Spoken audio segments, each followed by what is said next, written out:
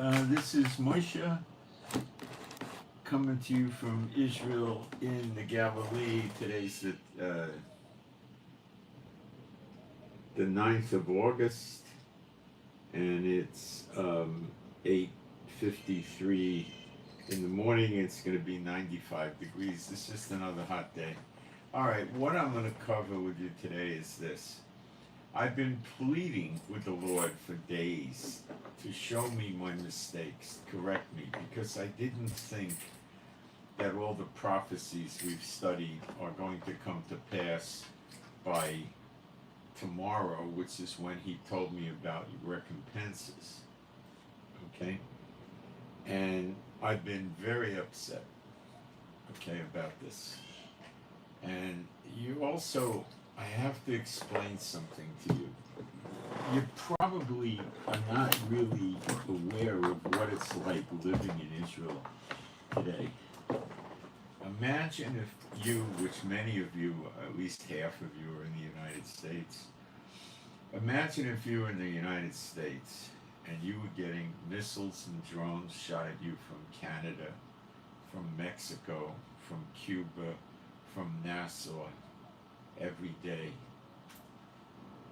And they were attacking ships trying to come in and out of your country. Okay, and the airports, the airlines were canceling flights like crazy. Okay, now I know it's stressful living wherever you are, don't get me wrong, but I want you to understand that's what it'd be like living in Israel.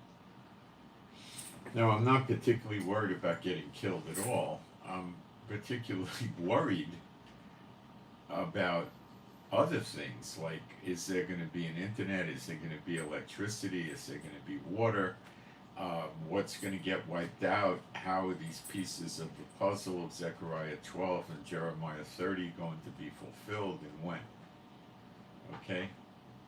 And that is, combine everything together, it really stressed me out. I'm pretty good.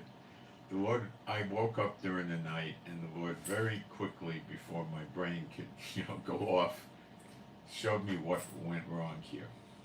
Okay? And it's a translation problem predominantly. It's deeper than that, which I'm going to go through with you, but it was based on a translation problem for the word year. Okay? And there's two words that I would say all the English translations translate as year, okay? And one is Shana, and I'll show you in Hebrew on the screen in a bit. One is Shana and one is Shanat. And I was reading it and assuming Shanat was just another way of saying year, and it's not.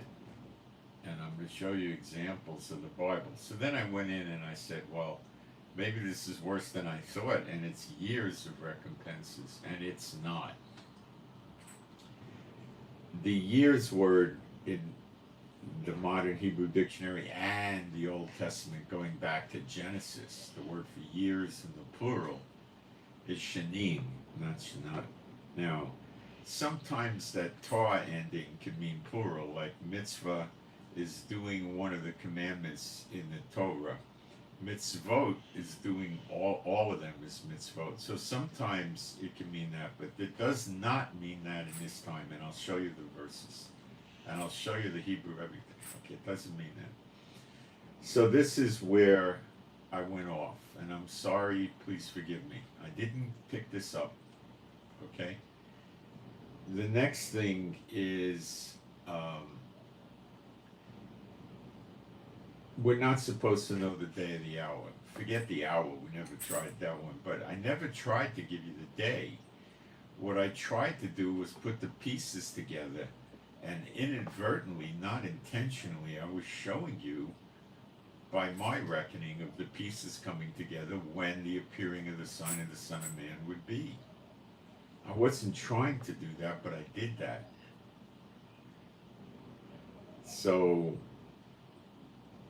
I realize this now, and I think it's a lesson for all of us. Even Yeshua doesn't know the day or the hour, and he's the one coming with his Father, and he doesn't know, and he's good with it, and we need to be good with it.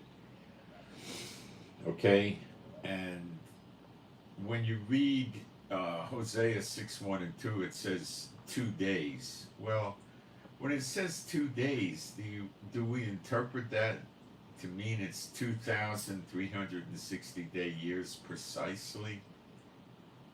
I don't think so. When he sent them to Babylon, he said 70 years, and the same with Egypt. He gave firm statement of when. Okay? And he's didn't do that here. So again, it fits together, because when Hosea 6:1 and 2 comes to pass, the 2 days or the 2,000 years is up. It's the beginning of the second 70 of Daniel, which is the appearing of the sign of Son of Man. So inadvertently, I was setting a date for it, based on the day he told it to me. The other thing he revealed to me, and we're going to develop this later on, is that the day of vengeance is a day, but it appears to be between recompenses and redemption. That's why we see it associated with both, but it never plainly tells us that it's in one year or the other. It's associated with both because it's in between. So I still think it happens after the close of recompenses in the beginning. The other thing the Lord was bringing to mind is that when he told me last year on August 10th, Israel time, 2023, I don't think he said this is the year of recompenses. I said this is I think he said this is recompenses. I'm quite sure now. He brought it back to my mind. So that's the disconnect. So what I'm going to do is do my usual, go into the chat, and we got a lot of war intel today, a lot with Ukraine, with Iran, with the Houthis, with Hezbollah, with Israel, and all this stuff, America. And we're going to do a lot of war intel, but I'm going to do the Bible study stuff first, okay? And the war intel is lots, and it's very, very serious. So with that, again, I'm sorry I didn't get this right, but he did give it to me before August 10th. And believe me, I worked really, really hard on getting this information for quite a while, and I just didn't get it. I had what they say in Israel, a bone in my throat about the year of recompenses and the day of vengeance and the day of vengeance and year of redemption, because it didn't exactly say that it was in one or the other. So I was trying to interpolate it and put it together as best I could. Again, what I was trying to do was not set the day and the hour. I was trying to get the events sequenced, and inadvertently that would be revealing the day he appears in the clouds, and that was where I went off. I sort of did a backdoor entrance to attempting to reveal the day, and obviously I was wrong. So again, I'm sorry, forgive me please, and I think I have the correction now, and the news is not going to be that we're going to be like this for a really long time now. It's not going to be, it's not that type of thing. Okay, and I'm going to show you how Strong's defines the word for Shana for the year, and we'll go through all of this. So Shana would have the implication of meaning a real calendar year. So it's like if you were saying,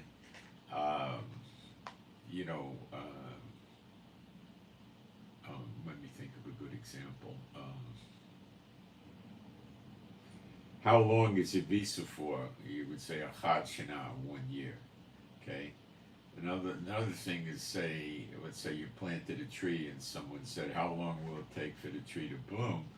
Say, I don't know, a year.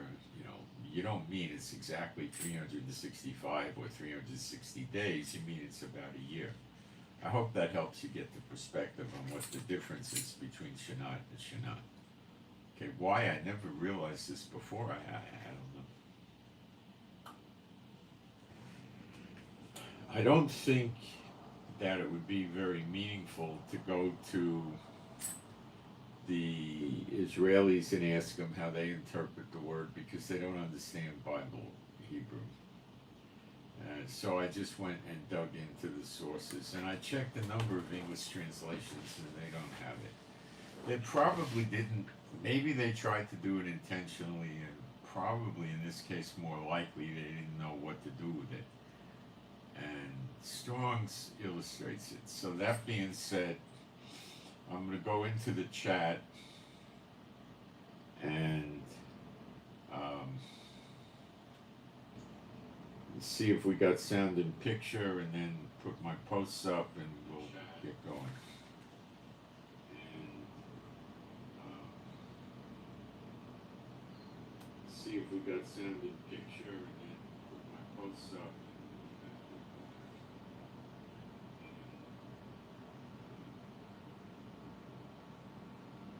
See if we got sound and picture.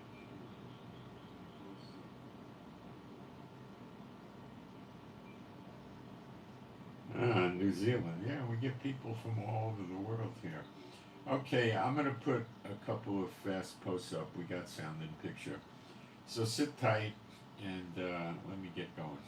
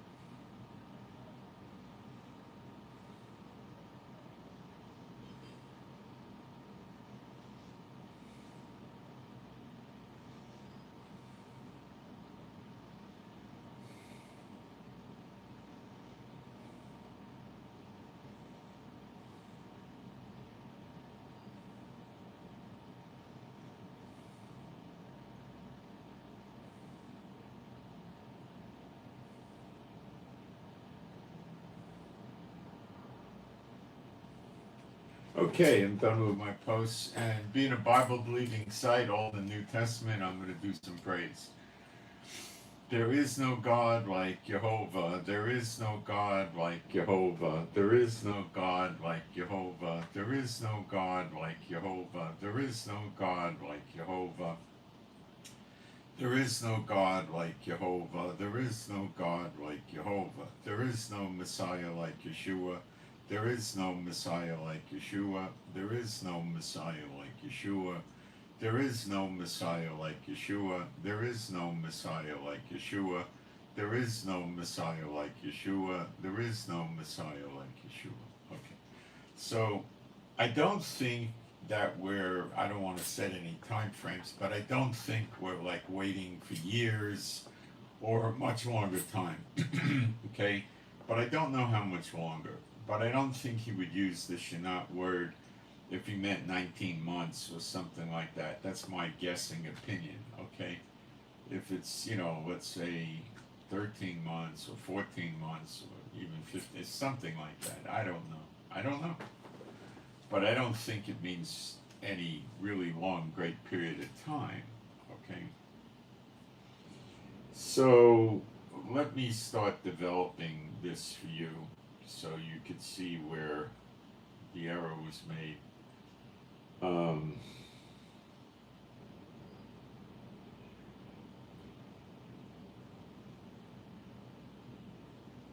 If we go to 2 Kings 1:17, which I'll go there. Now there's a million examples I could give you, but I don't want to sit here and go through a language study all day. I'm just going to give you, a couple of examples so you'll understand what I'm talking about.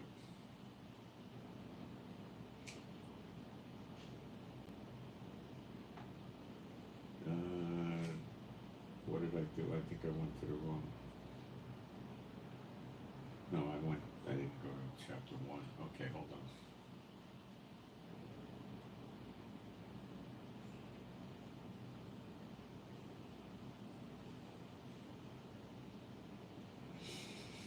But he died according to the word of the Lord, which Elijah had spoken, and Jehovah reigned in his stead in the second year of Jehoram.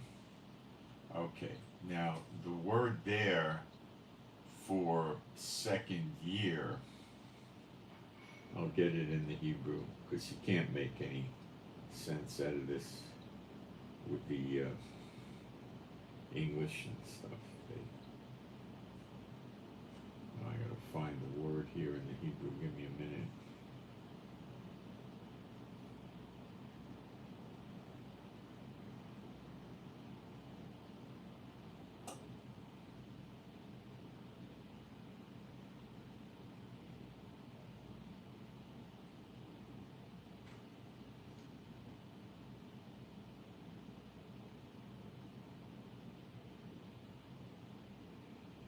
The Strong's number is 8141, and for what it's worth, I'll show it to you.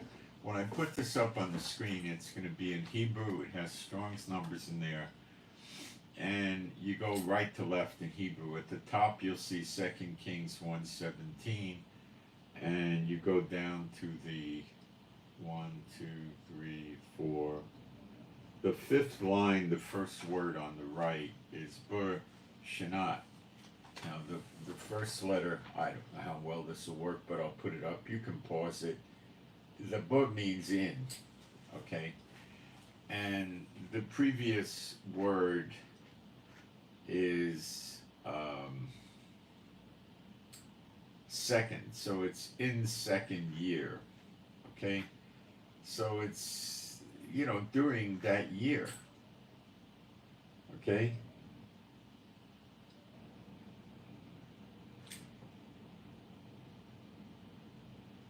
All right, now, that's maybe not the best example, but I got a better one.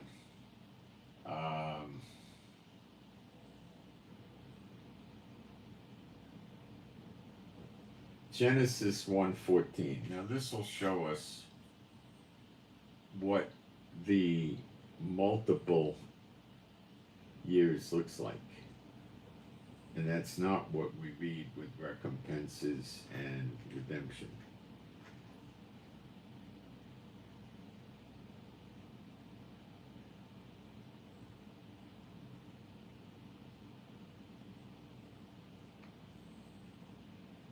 Let me find it.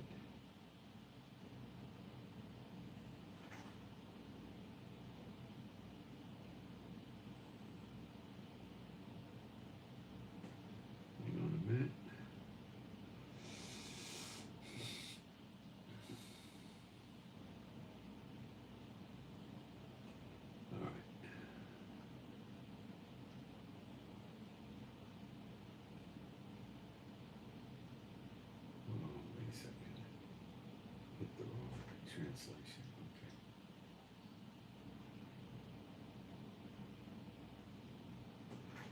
Okay. I'll show it to you. It's found at the very last line of Genesis 1:14. It says Ver Shanim. The Vav, the first letter, means and. It's saying and years in the plural. Let me put it up. You can pause it and look at it. The very last line. The Strong's number is 8141 is Shanim. Okay, that's the plural. And let me give you the English so you understand what it says in English. It says, and God said, let there be lights in the firmament of the heaven to divide the days from the night, and let them be for signs and for seasons and for days and years. So the word years here is clearly shanim, which is the plural.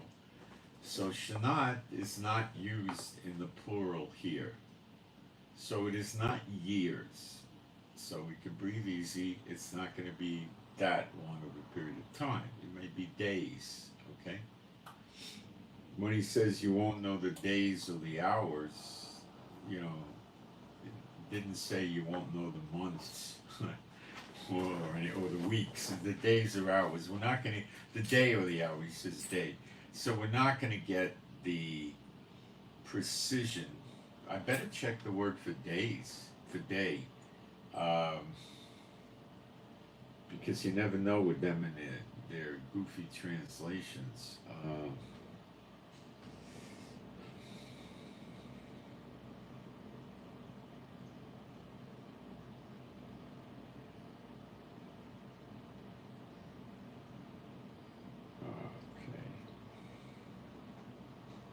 Well, now we got to go to the Greek for this, so it's pointless to use the Greek. The New Testament was not written in Greek. That was the Catholics that pulled that one off. It was written in Hebrew. Okay. They got it into the Latin for many centuries, and then from the Latin, they went to the Greek, and then we see it in the English. Now, what really happened is the people took the New Testament and they got the words from the Greek.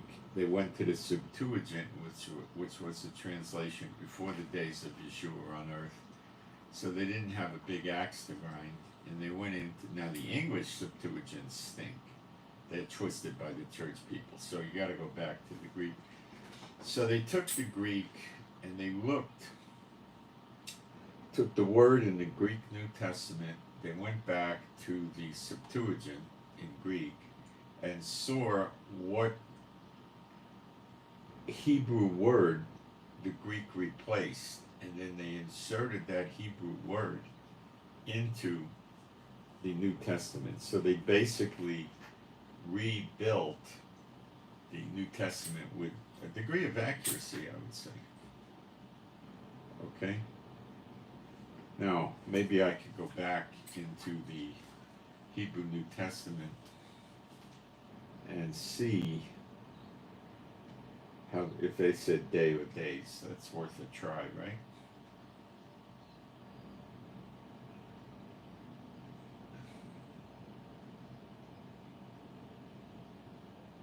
But I'm pretty sure it's going to come up Yom, not Yomim. Yomim is the plural for days, Yom is day, but we'll check it. You could never drop your guard with these people, with their crooked translations. Matthew 24:36. Is one place it appears.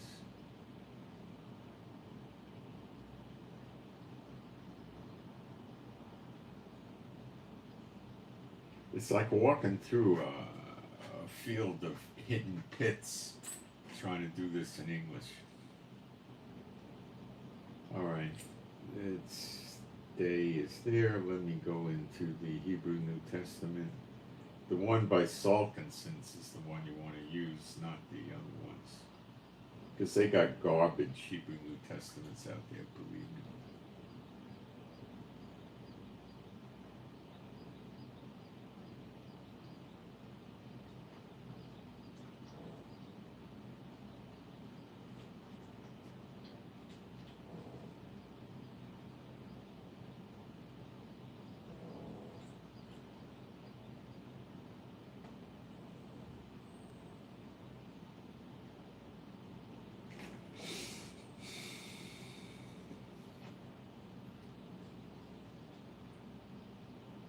That's what I thought. It's singular.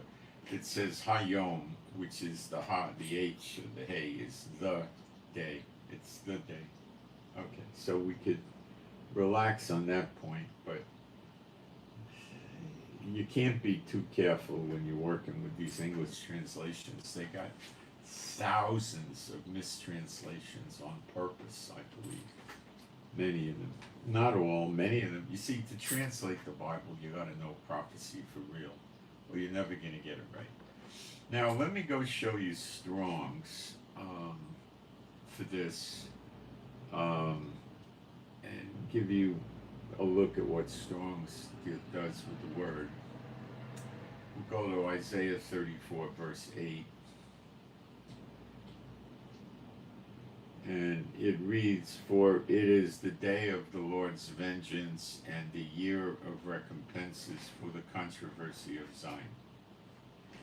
Okay, so it says the day of vengeance. Well, we'll check that to make sure it says day also in the Hebrew, but I did, and it does, but we'll do it again.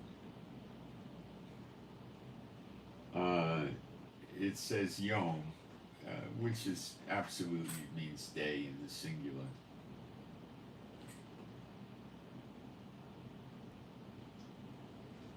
And then I'll show it to you. At the top it'll say on the right hand side, Isaiah 34:8, and you go down to the third line, the first word, which has the Strong's number 8141, and you'll see it says Shanat. You can pause it and come back and look. It doesn't say Shana, which is the conventional term for a year. Okay. All right. So that's the issue. It says Shana. Now,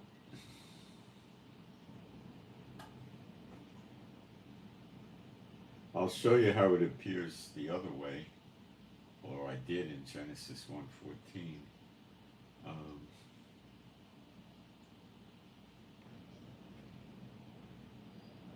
Why didn't this work?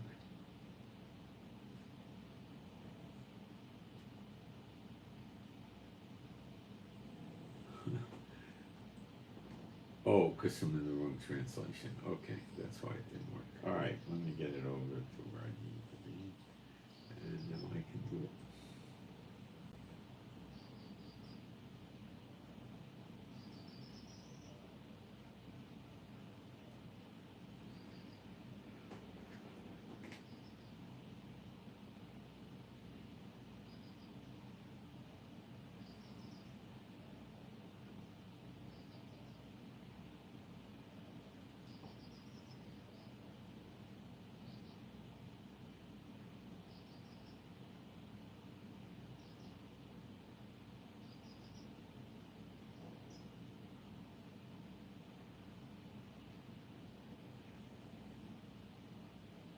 See, Genesis, this is a good one. In Genesis 7:11, it says, in the year,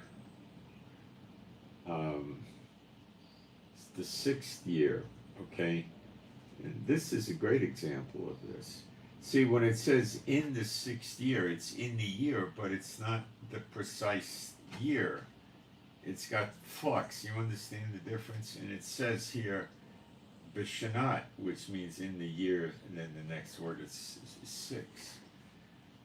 I hope I'm getting through, okay? So they really have two words for year. And let me try to show you.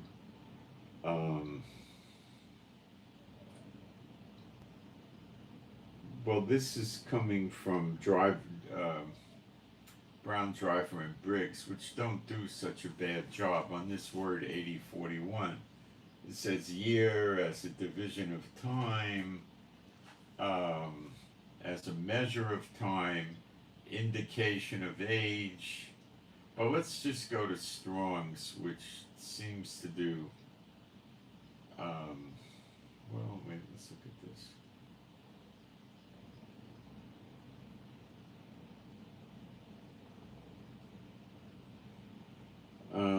Strong's has the word here. He doesn't show you the word as Shanat.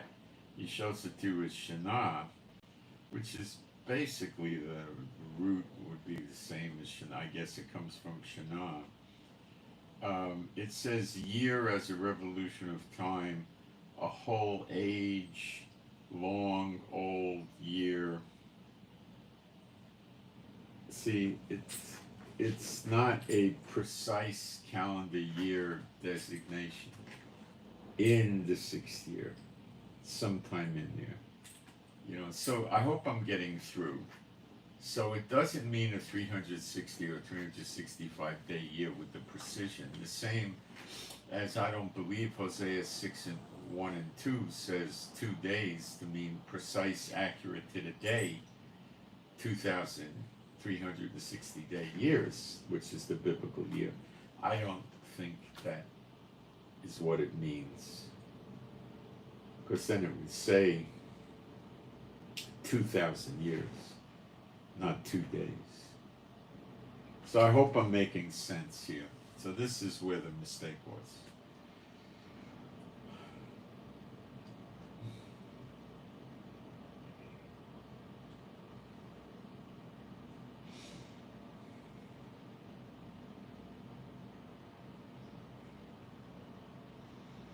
I got caught trusting the translations too much. And you can't trust these English translations.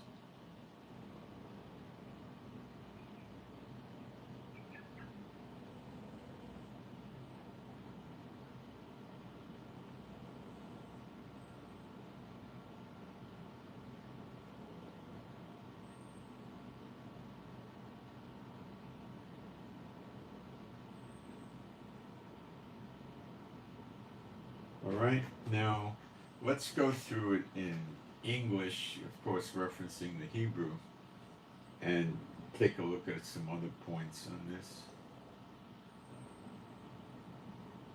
So I don't have any reason that tomorrow is going to be the big, the day of vengeance and the appearing of the sign of the Son of Man. I don't believe it's going to be tomorrow. Isaiah 34:8, for now the word is added in. So it's saying for day of Jehovah's vengeance. The word and is added in. And then it just says the word year, which is the Shanat word of recompenses for the controversy of Zion.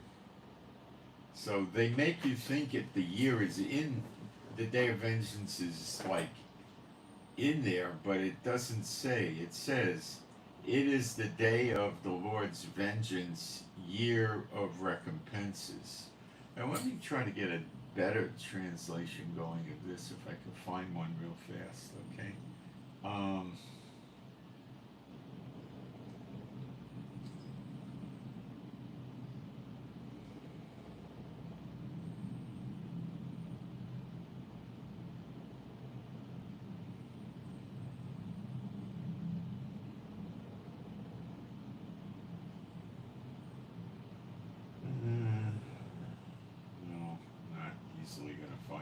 Okay, so it doesn't say exactly. It's an association with the day of vengeance and the Shanat of recompenses. So the day of vengeance isn't going to be in this year, which is not a precise 360 day year. Okay, like when are they going to finish the add-on room to your house? Oh, they'll finish it this year. You're not telling them exactly to the day, you know what I'm saying? Sometime in the year you would be saying, you're giving an estimate, all right? So it's impossible when you understand this translation to use the staging of the events or the sequencing of the events to establish the day or the hour that Yeshua is going to appear. You can't do that, okay? Because you don't know how long the year is. Now we go to Isaiah 63. I think it's 3, verse 3. No, maybe 4. Yeah, it's verse 4. For the day of vengeance in my heart. Okay? Now, the heart word is correct. It means lev, which means heart in Hebrew. Lev, right? But it would also mean, like, it's got a figurative speech as well, okay? like people say, oh, it tore my heart. You know, it you know what I'm talking about. Okay, heart. And then they take the words and the year. Well, they added and the year in there. The word and is added in. Okay, and I'll go into the Hebrew real fast.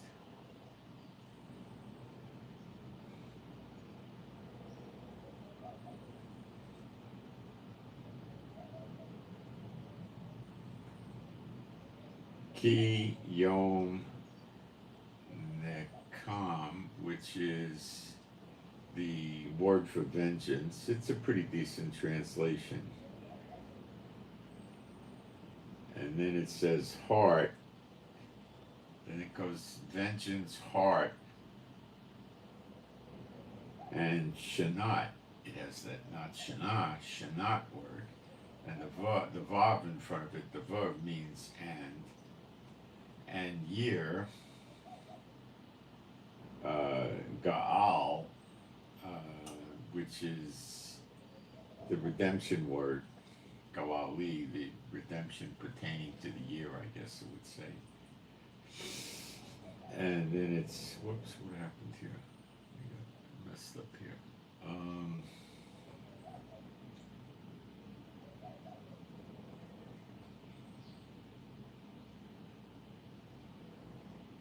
It says the word bow, which really means come.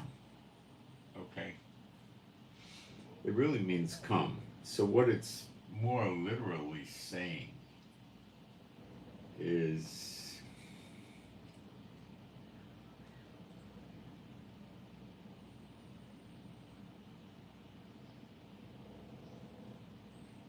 it's saying for day, vengeance, heart, year, redeem, redemption, come. See, it's not saying the day of vengeance is in it. It's like after it. So the day of vengeance is in between the Shanat year of recompenses and the year of redemption. It's in the middle. You can't tell.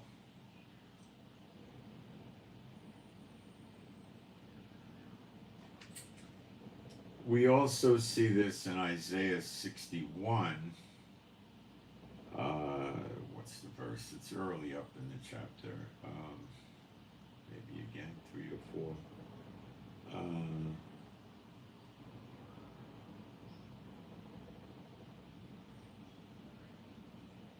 It's verse 2.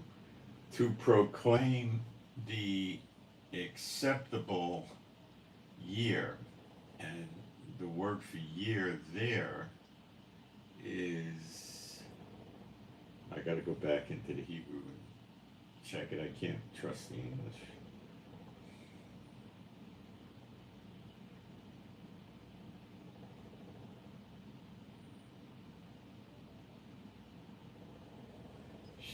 It's not Shana, it's Shanat. It's that year that doesn't mean precision 360 days.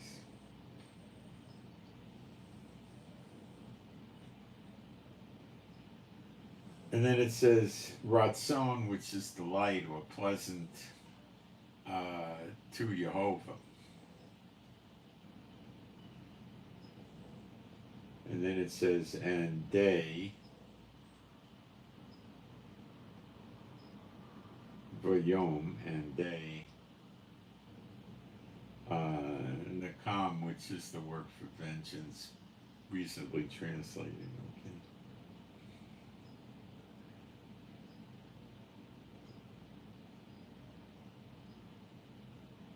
And then it says, to Elohim,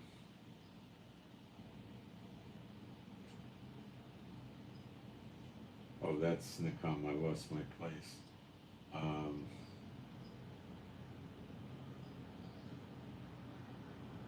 All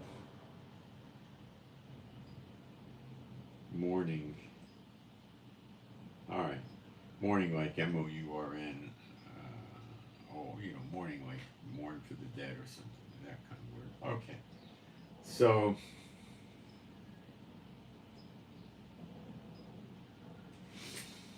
that sort of gives you an idea that's going on. So I was trying to put the pieces together of the events, and I was trying to sequence it, and inadvertently I was building a case for us knowing the day that he would appear in the clouds, and you can't do that. So that was my disconnect there. If I'm going to learn anything from this, is never trust the English translations. They all are twisted. I've never found a good one. Now, they probably did exist, maybe, but probably not, because the people didn't understand real prophecy in the past, and no publishing house would publish it because the church would tell their people it's a bad translation to avoid it. And they'd go bankrupt publishing works like that. How many people would buy it? 100, 300, you know. The publishing houses need the churches. Otherwise they can't sell these translations. And they copyright them, which is wrong. King James, I don't believe, is copyrighted. But the old previous ones, the Tyndale and all the, you know, the real old ones, Geneva Bible, Tyndale, Wycliffe, they're all twisted, they're no good. Let me see if I could find those and show you how they screw it up too. I got them on the Bible in someplace, I think. Let me see. It might be in another program, I think it is. See, Young's literal messes it up. They all mess it up. They're all teaching the same garbage. Let me find the other app I have. I think I could get the Wycliffe in there.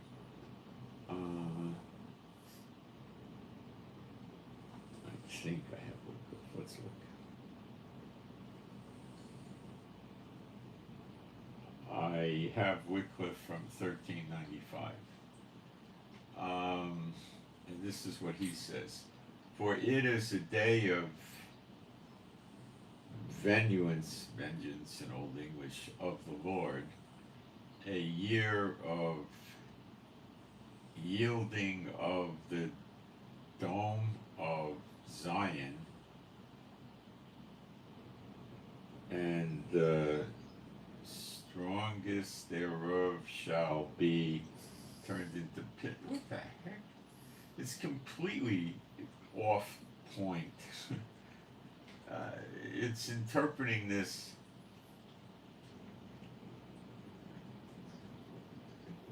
as Israel being punished. It says the day of vengeance is for the controversy over Zion. Admittedly, some of the leaders of Israel are walking with the God of the dead and may be against this, but it doesn't make sense.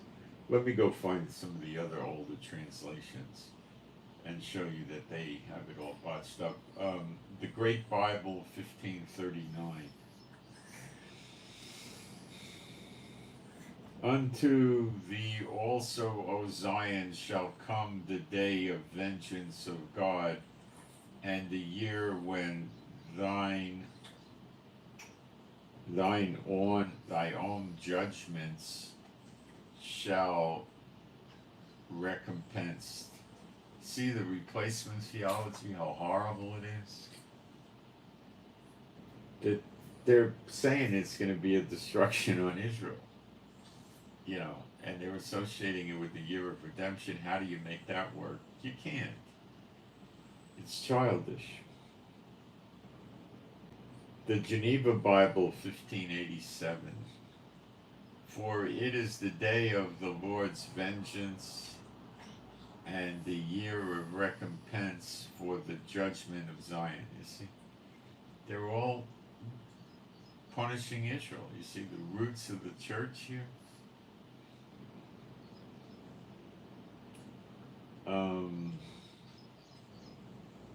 See if I have some others. I know I do.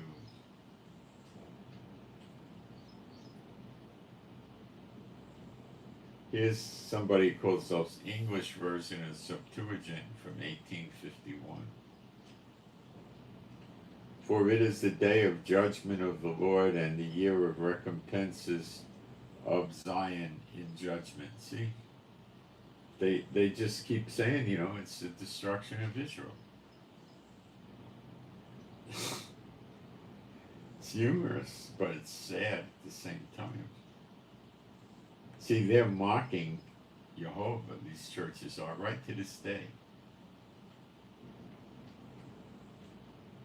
James Murdoch of the Peshitta of 1851. No, it doesn't have the Hebrew, sorry. 1611 King James.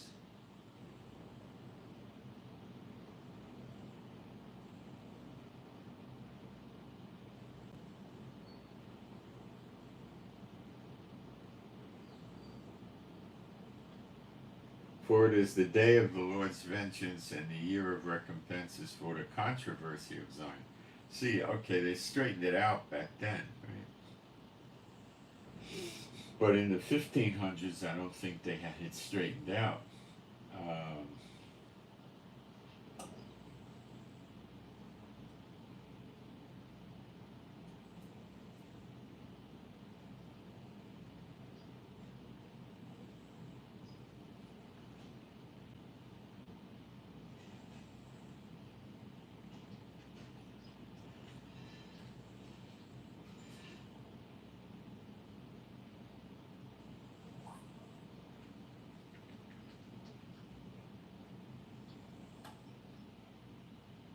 Smith, I think, missed it too.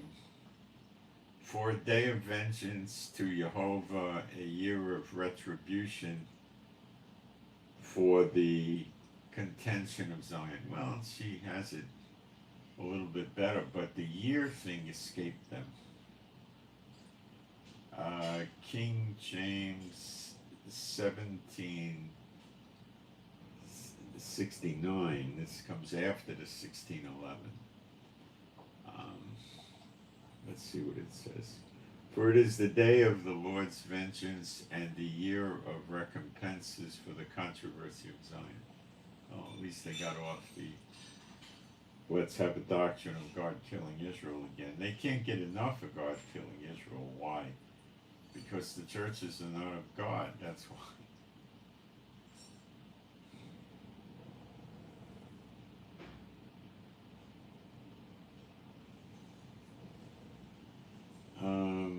Anything else I can find? Here's one, World Messianic Bible. It's probably a piece of junk. Let's read it. For the Lord has a day of vengeance, a year of recompenses for the cause of Zion. Yeah, it's a little bit off course there, but they haven't picked up on the year thing either. See, these people just copy each other's translations. They don't know anything about Hebrew, in my opinion, at all.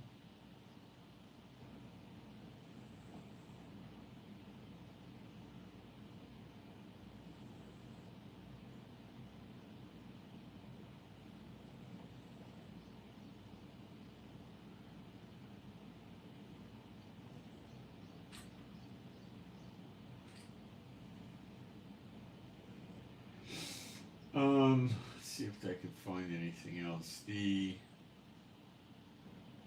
American Standard, which is considered to be a decent translation, and in some ways it is, but not consistently decent. It's all twisted. For Jehovah with a J hath a day of vengeance and a year of recompense for the cause of Zion. It's sort of vague. It's not really getting the meaning. Cloverdale, 1535.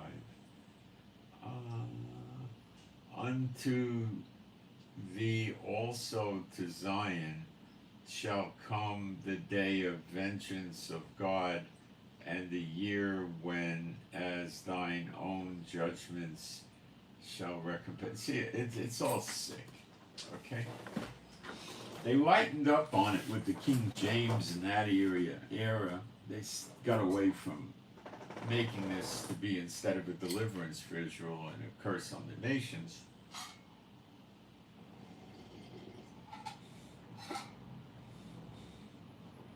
a a curse on Israel, which is what they do today. They say, well, we're going to go up in the rapture, and you're going to get killed, and you're going to take the mark of the beast and go to the lake of fire forever.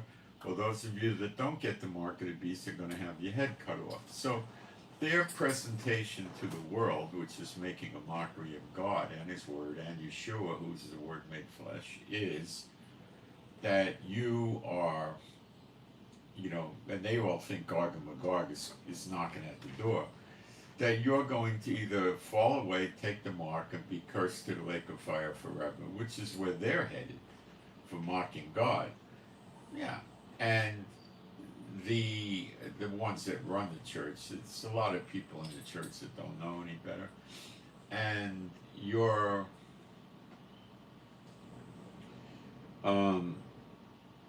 you're going to be punished, and you're going to either die with your head cut off or this. So who wants to be in Israel? So they avoid the fact that if you're a believer in Yeshua, you're in Israel. He's the king of Israel.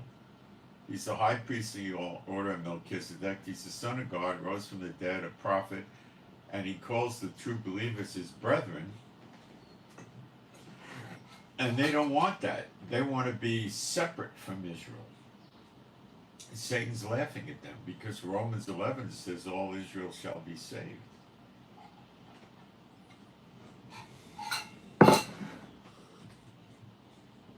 Now find me a scripture that says the church has nothing to do with Israel and won't be saved. Go find it. You can't. It doesn't exist. All right. So I hope I'm explaining this good enough.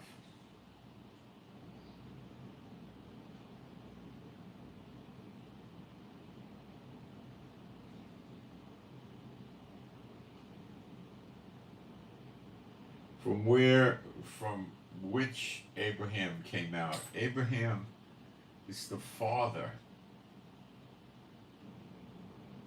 Why do you think that? Don't you know that the Bible continued having prophecies and writings after the days of Abraham? You've gotten in your head some sort of anti-Israel doctrine? Yes, you have.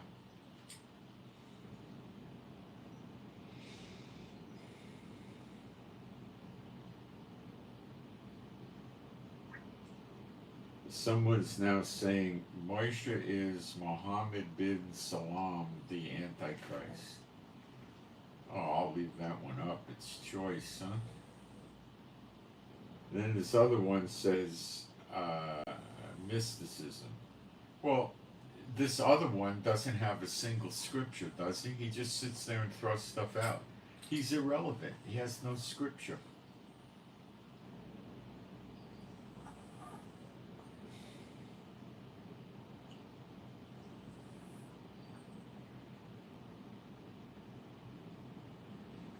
Have they cleansed the temple? There is no temple.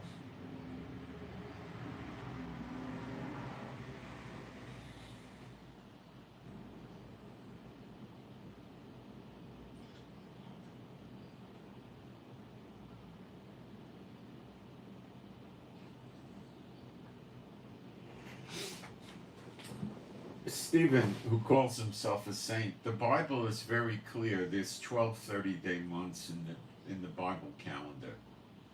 If you think God goes by Pope Gregory's Gregorian calendar, you're beyond help, I think. You're just got a really bad spirit about you. The Julian calendar, there's only one calendar, God's calendar. It's 12 months. And it has 30 days in a month.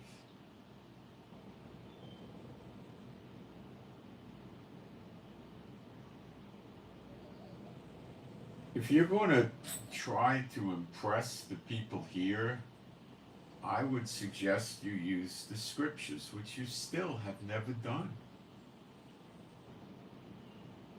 You don't know your Bible. That's why you're so deceived. Or you would be using scriptures, but you can't.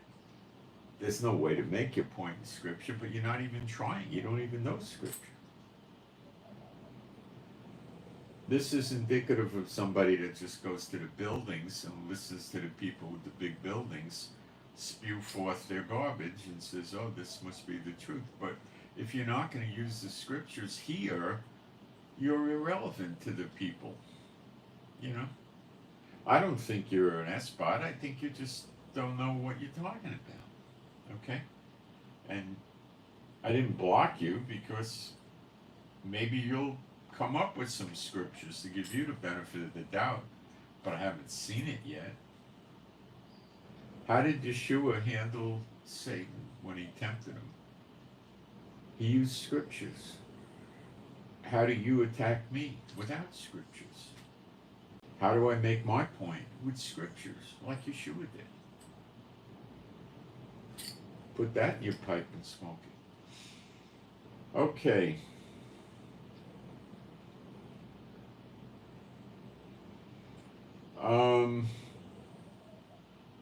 I think I've made my point there. Again, I'm sorry I didn't get this better. It was kind of an inadvertent error. I was just trying to sequence events and wound up taking us on a journey that we probably shouldn't have went on. And now I think it's time to go through the current events. Now, there's a very important one. Iran is asking Algeria to join them in the fight against Israel. Now, Algeria is very close to those straits where the Atlantic Ocean goes into the Mediterranean. And it's a very small point that the ship, that's not very wide at all, that the ships pass through. Very similar to what we have with the Houthis in the Red Sea. And Iran wants Algeria, and they've made efforts like this in the past, must be at least 6 months ago, or about that, that they put IRGC soldiers into Algeria. So what they're trying to do is get Algeria to come on board and shut this, I think it's called the Straits of Gibraltar, to shut them down selectively like the Houthis try to do with the Red Sea. But they're trying to shut down the whole Mediterranean. Now, Algeria has not said one way or the other, oh, we're going to go for this, and, you know. Now, you have to understand that they might be crazy enough to go for this, okay? Because they're under a delusion from Jehovah. And if they do this, the entire European Union, including but not limited to NATO, and many other countries around the world will go up in arms, crazy, you know, and they will fight. And Algeria has no navy or air force to speak of. They don't have much. How can Algeria join in the fight against Israel? They're too far away. It's to try to shut the Mediterranean down. So Iran has not backed off from the threats of America. They're continuing, and they're talking about annihilation of Israel. They're not talking about a limited strike, okay? That is not anything that's in their repertoire right now. What they're talking about is an annihilation, okay, or a severe destruction. Now, Russia, before Ukraine occupied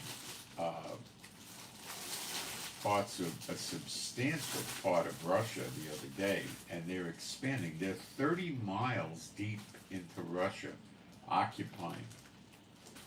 There's videos of the Russian soldiers abandoning vehicles on the side of the road, okay, and fleeing the Ukrainians.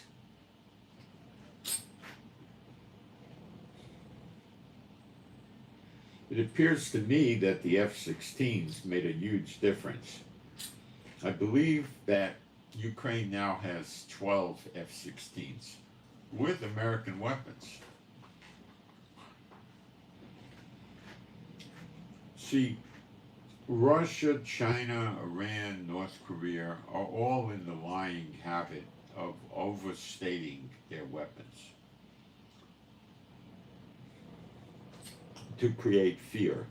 in the civilian populations of the countries that don't like them. Fear creates anti-war movements, which causes pressure on the government to do nothing. So this axis of evil, which is predominantly China and Russia, the next tier down Iran and North Korea. The next tier down would be like Iran proxies, Venezuela, things like that.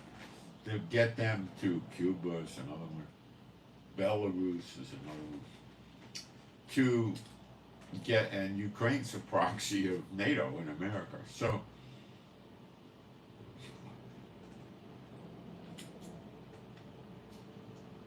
by spreading fear, the people push for politicians that sing the song, let's give peace a chance, you know, and then they could wipe these countries out. That's the game, okay? If Putin had weapons that were worth anywhere near what he makes out they are, he wouldn't be facing this problem today in Ukraine. They got 12 F-16s. When it's over, they're supposed to have 79. Imagine what Ukraine's going to do with just 24 F-16s, then imagine 36. They've invaded Russia and they're staying put, and they're near a nuclear facility of Russia, the Kursk region.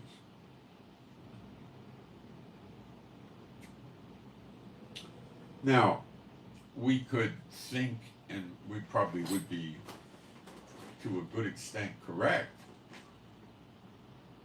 and that now is the time for Russia to attack NATO. Particularly, they would, of course, hit Poland first to stop the weapons transfers. The weapons go into Poland and then by ground or railroad, truck or railroad, they go into Ukraine. So by busting up Poland, he could stop the weapons transfers.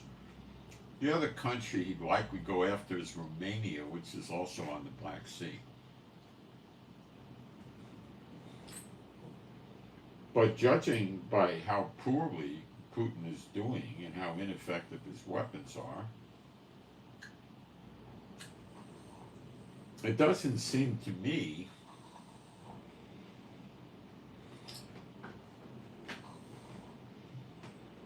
that Putin is very anxious to attack NATO.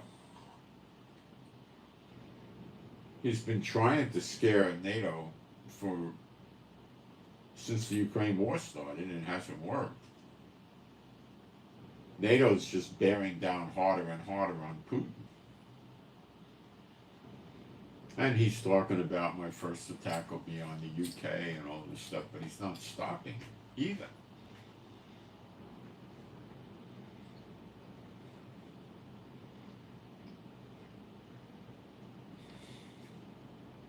All the nations against Israel are drinking the cup of the Lord, and they have a delusion.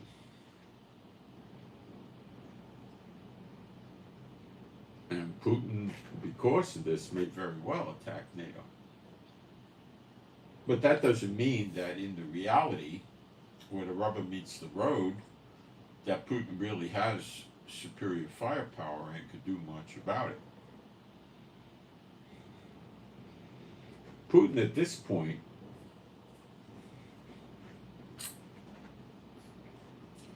is in a position where he sort of has to attack NATO or pull out of Ukraine. If he pulls out of Ukraine, Ukraine will pull out of Russia. To negotiate that peace deal would take, 2 minutes.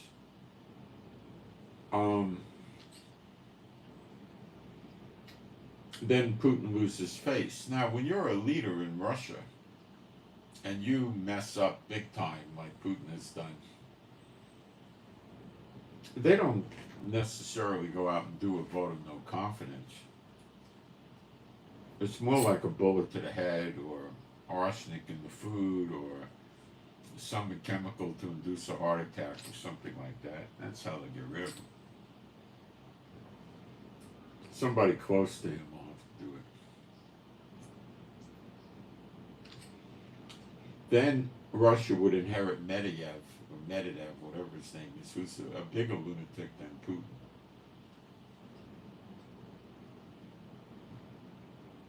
So I don't know what's going to happen. But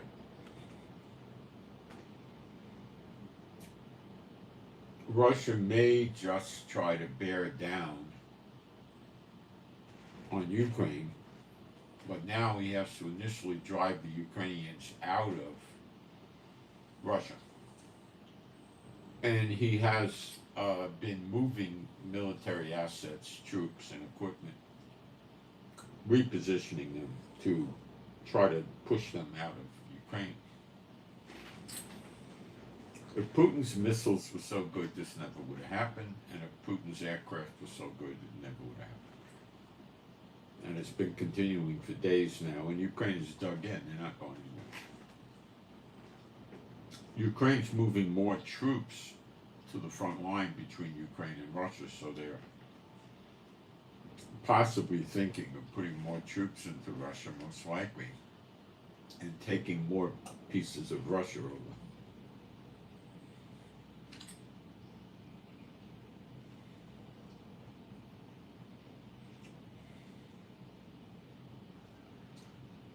If Putin calls Biden or the head of NATO up on the phone and wants to negotiate, they'll drop what they're doing and fly to Switzerland or someplace and negotiate with them. Don't think they won't, they will.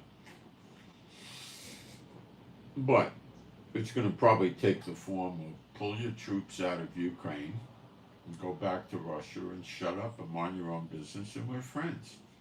That's what they're going to say.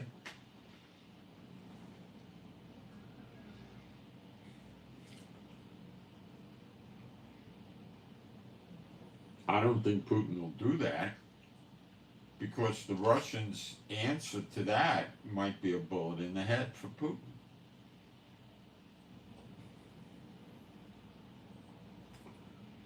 A fortune has been spent on this war.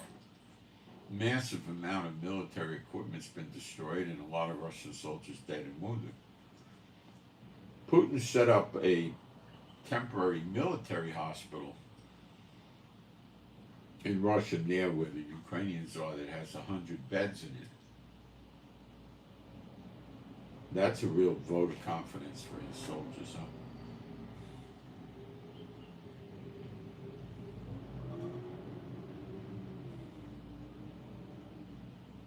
There's a point where NATO is going to take Putin on.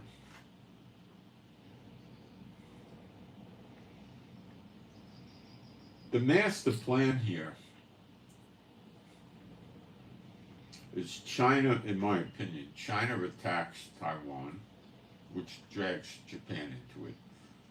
North Korea attacks South Korea. He put 250 missiles on the border of South Korea the other day. North Korea did. The Philippines and Australia and Guam are secondary targets. At the same time, Russia attacks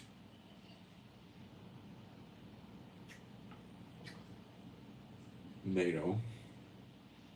At the same time, Iran attacks in the Middle East, specifically Israel and all the American bases and strongholds in the Middle East, with her proxies, of course.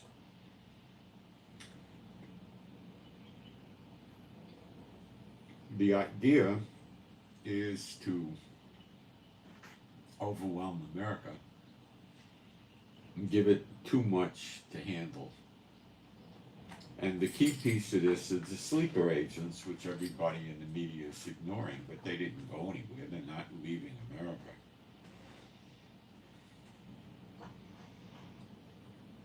And China has hundreds of thousands of acres of land, which they're currently using for agriculture as a cover story.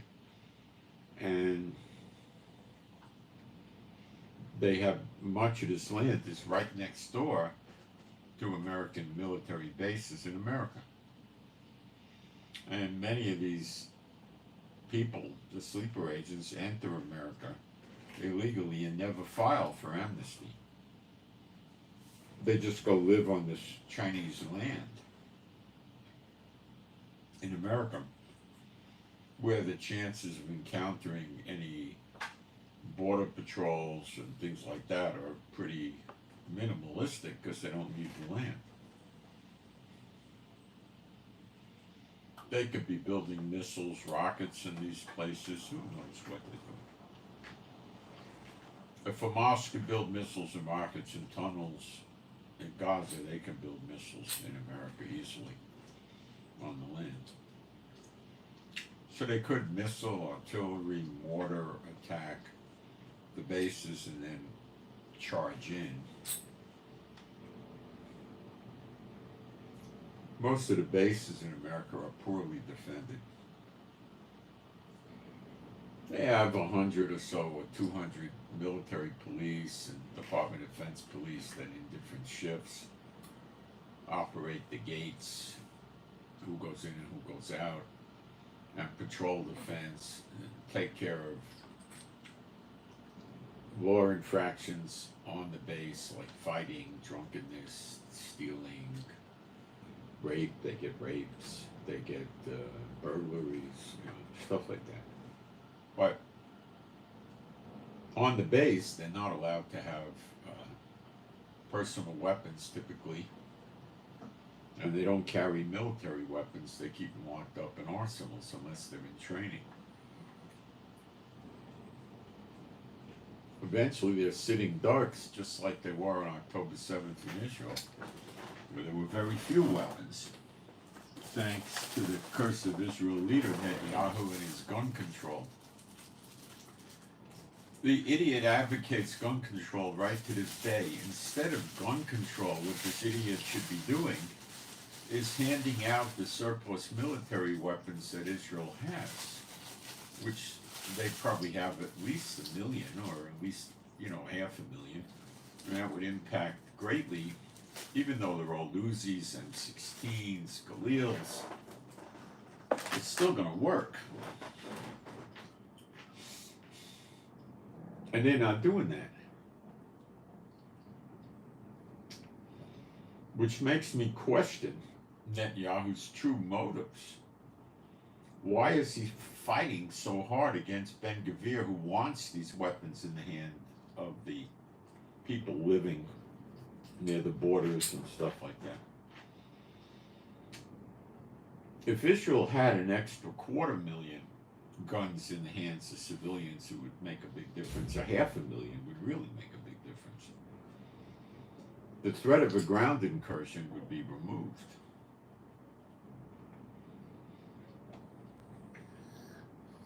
All you got to do is give them an assault weapon and 400 to 600 rounds of ammo when you got it knocked.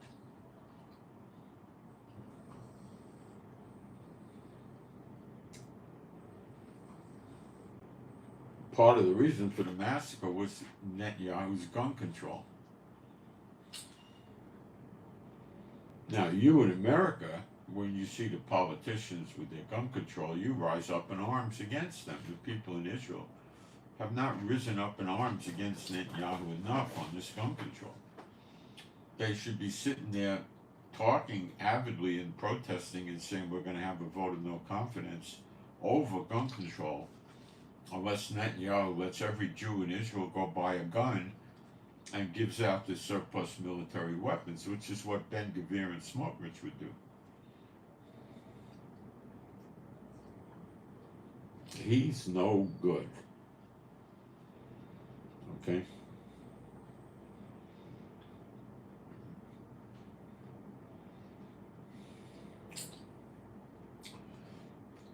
Let's go through some more news.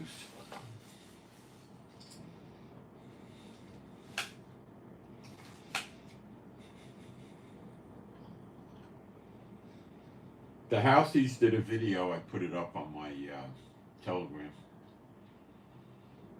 that all this intimidation with American planes and warships isn't stopping it. They're still going to move against Israel. That's the Houthis. Iran gave a request and a warning to the Arab states, telling them not to defend Israel again, and called for all the Arab states to join them against Israel, saying Israel and America are a threat to the whole Muslim world. I doubt very many are going to listen to them. Meanwhile, weapons shipments from the U.S. are arriving in Tel Aviv's airport, Ben Gurion. I don't know which weapons they are. No, nobody's talking.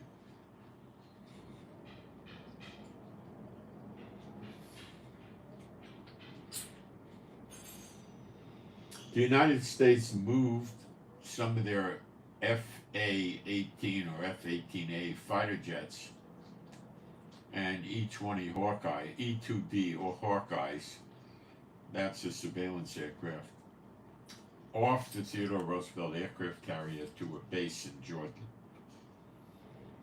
Now,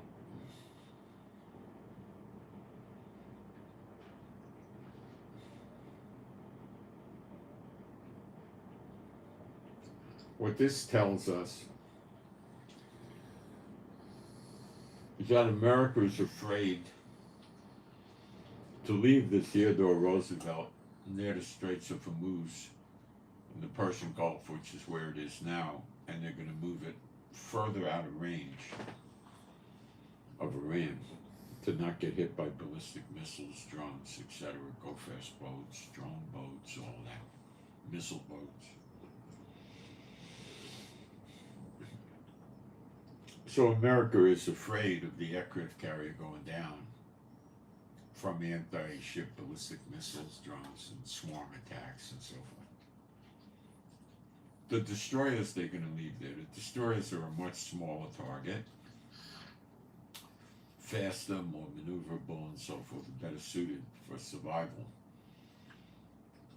against the Iranian attack. The F-22s, we think there's 12 of them now. They're in Qatar, which is right across the Persian Gulf from Iran. So if the F-22s took off from Qatar and fired up their afterburners, they would be over the skies of Iran in a few minutes.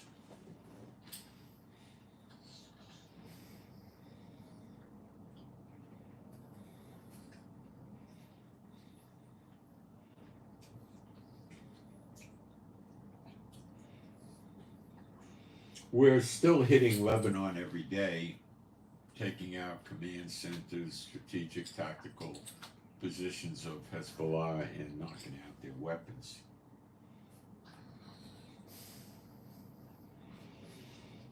We attacked Syria yesterday because there were Iranian weapons shipments coming in again into Syria, and we attacked these shipments yesterday.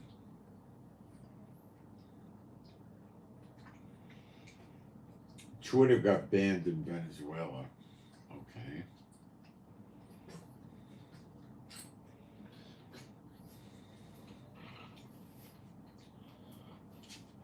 On August 15th, there's supposed to be another ceasefire talk in Egypt.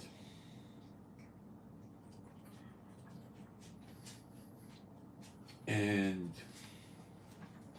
this is Biden saying this is the closest one we ever got. Now, I told you the other day that I believe the Lord showed me that these ceasefire talks are making a mockery of God, okay?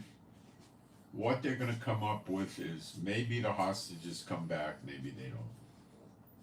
But it's going to include Israel withdrawing from Gaza, okay? It might include a peacekeeping force of Arab nations there in its place, which is supposed to protect Israel from Hamas. You gotta be kidding me on that one. And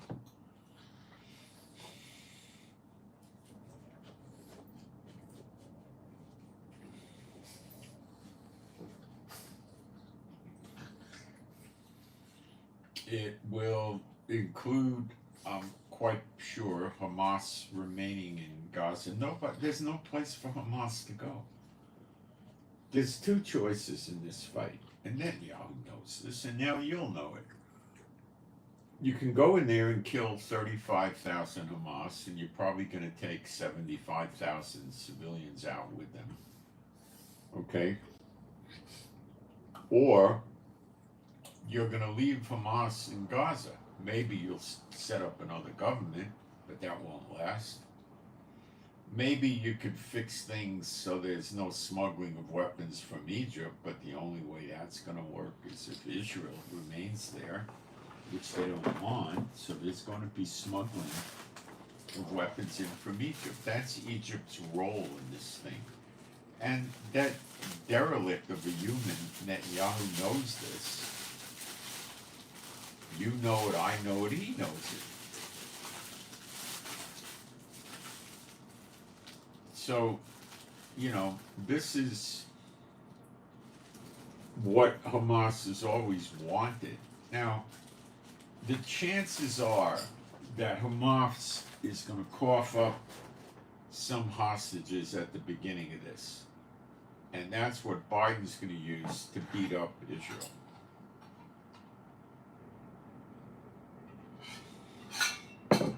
He's going to remind everybody that some of these hostages have American passports and stuff like that.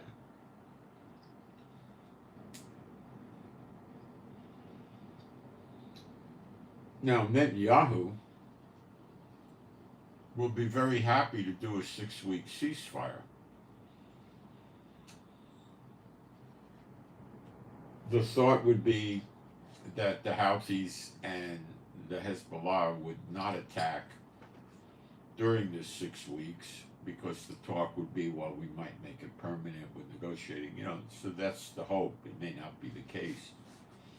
That's the hope. And then Israel can go to work for 6 weeks building up its weapons, making more bombs, bullets, rockets, missiles, and so forth, right?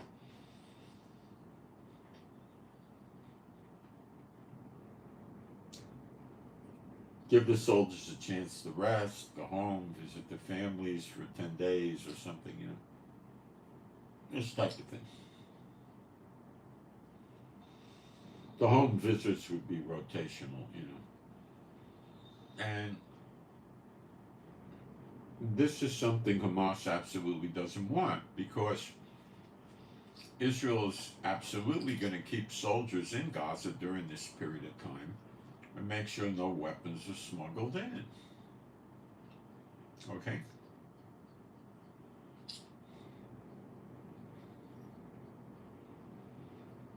And that doesn't do Hamas a single bit of good.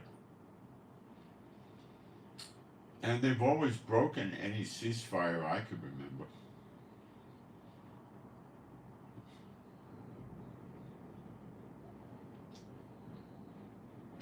So the chances of this genius Biden coming up with some type of a ceasefire that Israel's going to accept, I would say, is 0 or 1 out of 100.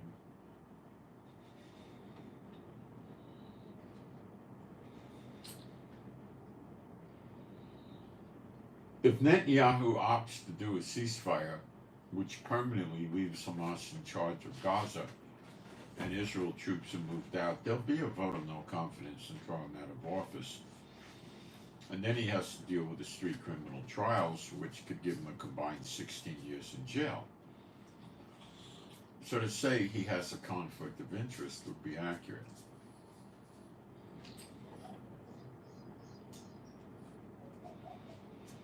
So I doubt Netanyahu's going to agree to anything other than Hamas doesn't remain in charge, and Israel has a buffer zone, and Israel can still keep troops there to make sure Hamas doesn't build up again. Whatever Hamas does with the civilian authorities, like the electric department, the sewers, the roads, you know, the local police, you know, Israel doesn't care.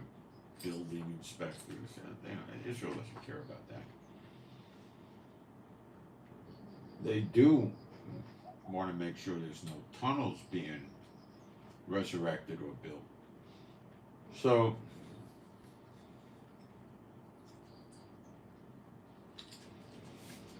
I would say there's not much chance of this happening. Now, there's a wild card. Sinwar and his cronies know that it's a matter of time and they're going to get killed. Okay? So they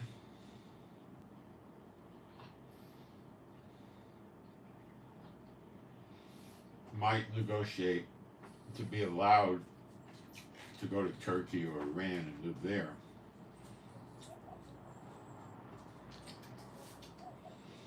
Israel might agree to that if all the other terms went Israel's way.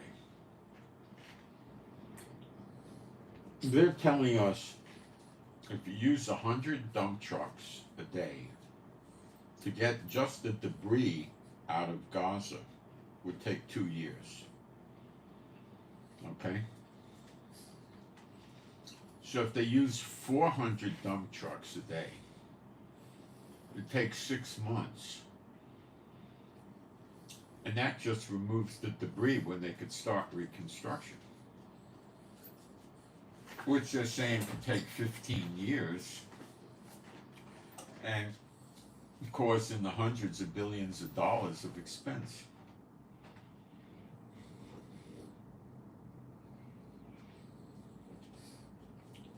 The year of recompenses has definitely struck Hamas and will continue to strike the others. Just haven't realized it yet, but it will come.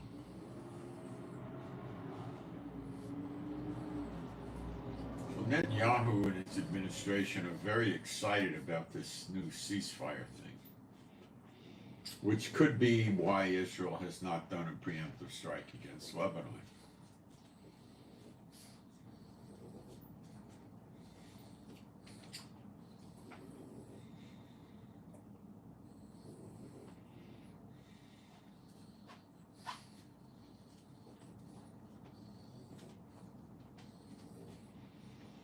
Now, I put an article up, brief article yesterday on my Telegram that warships from some country were spotted in Lebanon. And I cannot confirm that or verify it anywhere. So I'd have to say that whoever posted this originally made a mistake. The Lebanese government denied any such event. I'm going to take a break for a minute and come right back.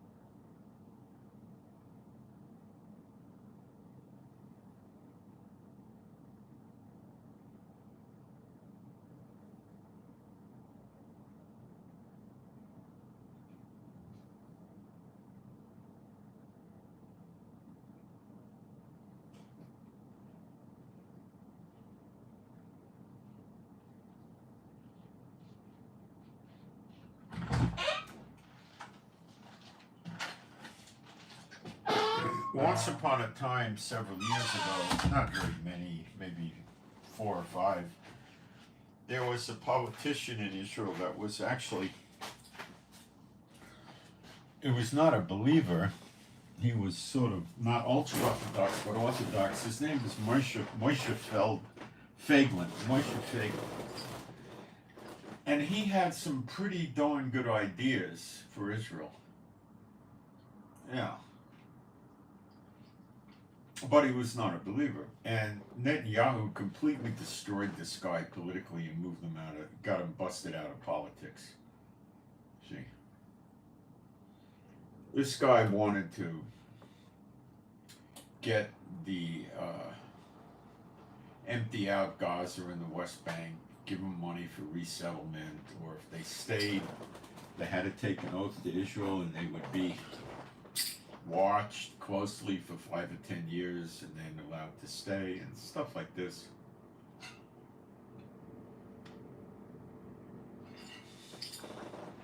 You're thinking being the Muslims wouldn't take an oath, which I'm not so sure about. And he studied what airplanes Israel should buy before we bought the F-35s.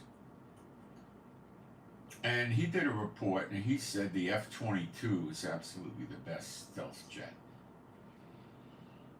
And he knew what he was talking about, because it is. But America doesn't sell those to anybody.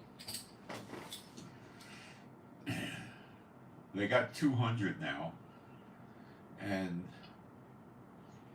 if they crash or get shut down, they don't replace them. They're too expensive. The maintenance is very high. But it's a superior aircraft to the F-35. Now, Israel takes the F-35s and modifies them and makes them better. But the F-22 is superior. So I believe there's 12 of them here now in Qatar, and they're expected to bring the number up to 24. And they can just cross into Iran and start blowing stuff up. You don't bring F-22s over here to take down missiles, drones, or enemy fighter planes or anything like that. They're used to penetrate deep inside an adversary's country and get past all their ground-to-air defenses, radar, missiles, and all that stuff. And their primary targeting procedure is probably going to be to take out the radars, open up corridors, and then America can attack what's opened up. Now they're saying that Iran will have nuclear weapons in a few weeks. Well, a few weeks ago, they were telling us it would be in a matter of a couple of days, less than a week. This has been going on for years, okay? But as I've told you in the past, America's alibi, to some extent, is going to be to destroy Iran's nuke capability. And that means they have 5 nuclear facilities that they use. And Israel took out all their radars after the April 13th attack on Israel by Iran. Now, Putin just sent them an undisclosed amount of S-400s. I don't know how many he sent them, but probably enough to put one up at each nuclear facility. Israel also took out 2 Iranian air bases, really busted them up. And that was a limited retaliation that Biden was insisting on, that only served to bring on this next attack that Iran is talking about.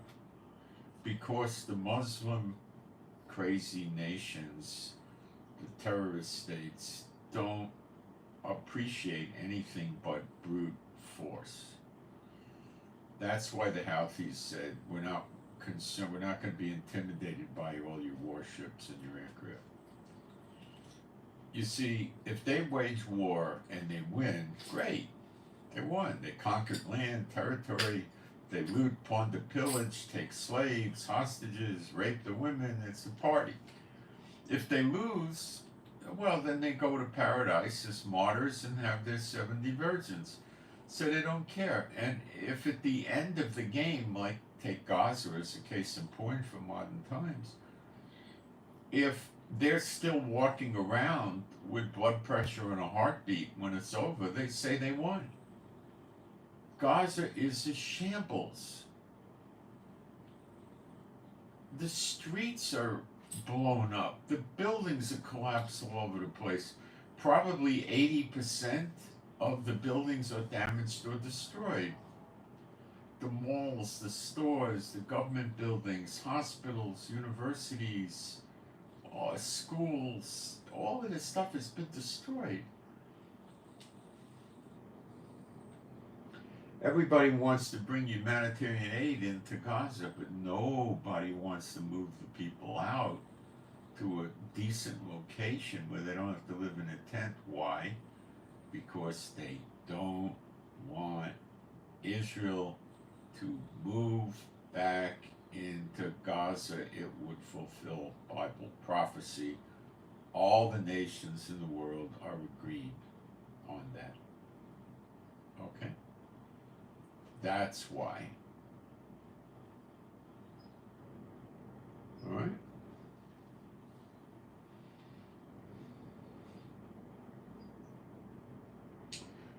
The physical Gaza's been destroyed, but the enemies have not. The word references it, the blood between their teeth, and they're going to get it. Possibly from the two witnesses, not from the Israeli government. So the thought now is that Iran is going to hit Israeli military bases, airports, ports, the Dimona nuclear facility, our oil platforms in the Mediterranean, and they're going to pelt Jerusalem to blow up the Knesset, probably Netanyahu's house, government buildings. They're going to go after the Mossad, the Shin Bet buildings, the military command centers, and things like this. This is what they're saying. They're probably not going to focus that heavily on blowing up civilians. It's great psychological warfare for a brutal country, but it also doesn't lead to victory, because the military, if they're still intact, you don't gain a lot of mileage by attacking the civilians. You just get the military coming back at you harder and madder. So the idea is to attack the military, and then when you get rid of them, you can come in and throw the Jews into ovens alive. You know, that's the way they think.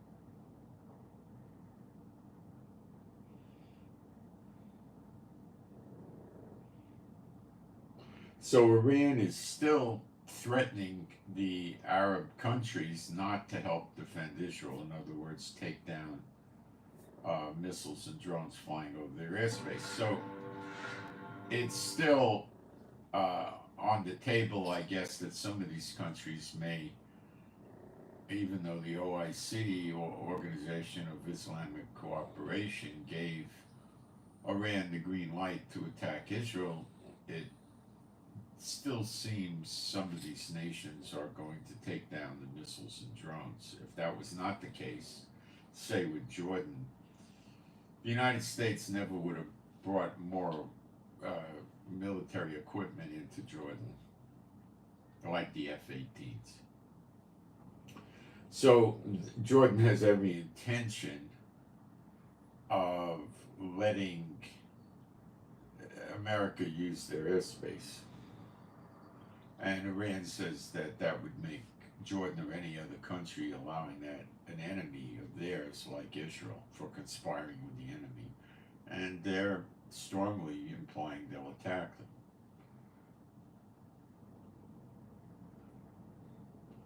them. Last night, the Americans hit Yemen again. Said they damaged some missiles and stuff like that. I think it was a light strike on missile launchers or something.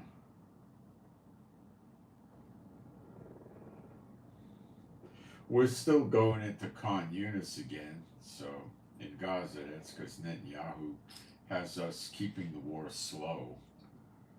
And so they refortified back in Khan Yunis, and now we gotta go retake it again, see what a nutbag he is.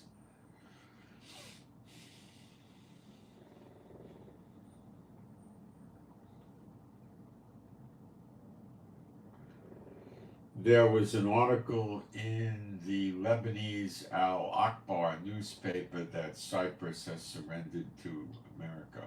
Okay. Let me explain what's going on. The U.S. landing ship Wasp and another landing ship have been seen, I think, back to the 5th of August, 4 days ago, photographed even in Cyprus, docked up. And there was photographs on about the same date of a German warship docked up at Cyprus. And Lebanon said they will attack Cyprus if they allow things like this. And Cyprus is clearly allowing it, and they will more than likely attack Cyprus. If they can get missiles out there, they will. If they can't, they'll use drones and stuff like that. They're nuts, okay?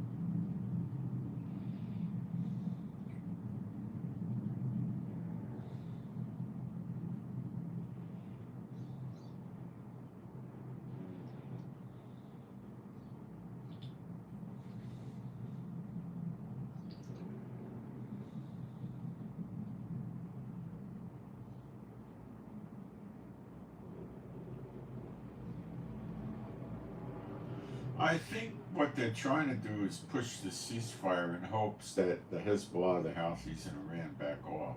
But I don't think they're going to sell the ceasefire. I don't think so.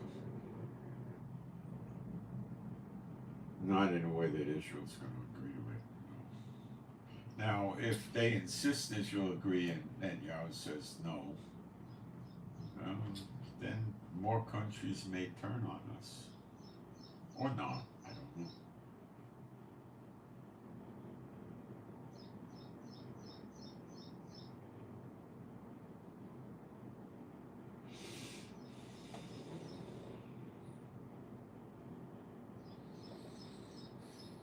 Earthquakes seem to be picking up these days.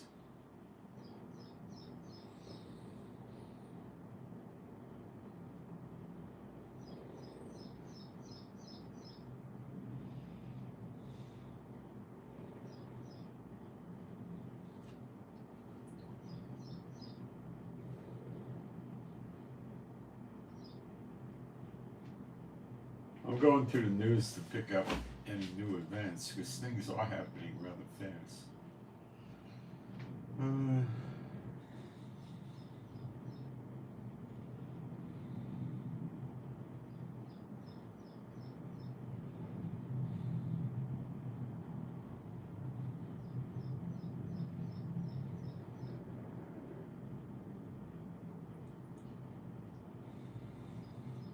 There's talk that Cyprus has been, well, there's a lot of military equipment in Cyprus, not just warships now. Could be. I don't think Lebanon could present a very serious threat to Cyprus. Drones would be taken down and missiles too. They'd have plenty of warning time because of the distance.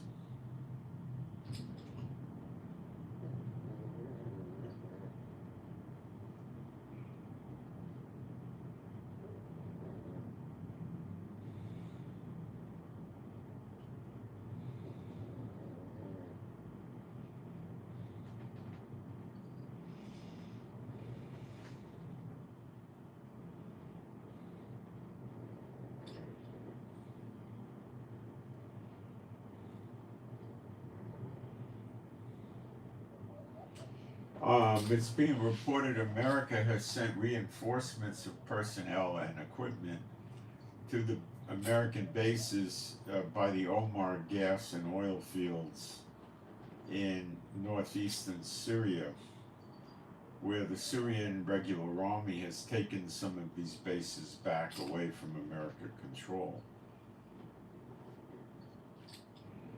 Remember, Elam is going to be destroyed, and Elam constitutes Iran, Iraq, and Syria. It actually means, when you go back, southwestern Iran,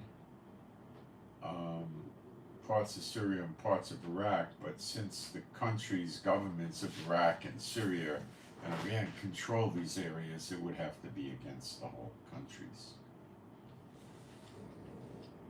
Unless they just decided to cut off a piece of the country and give it to America, which is not likely.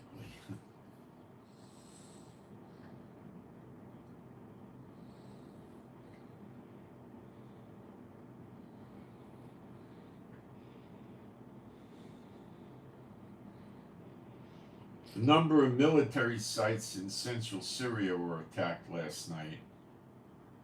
4 Syrian soldiers injured and a lot of property damage.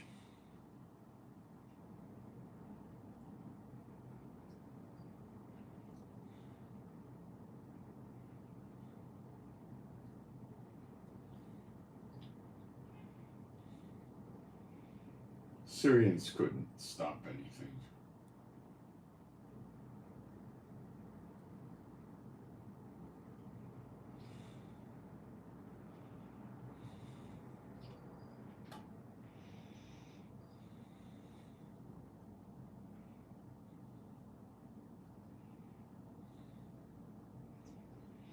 There were actually 3 American/British attacks last night in Yemen.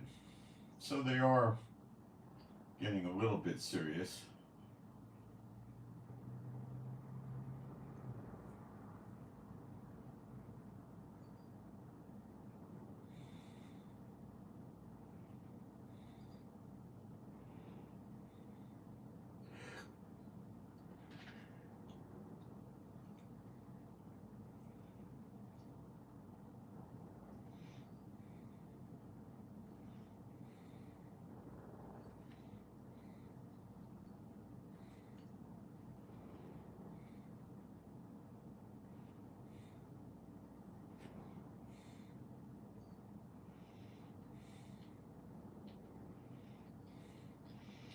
Well, let me see if we have any questions in the chat or problematic people. We get a lot of that.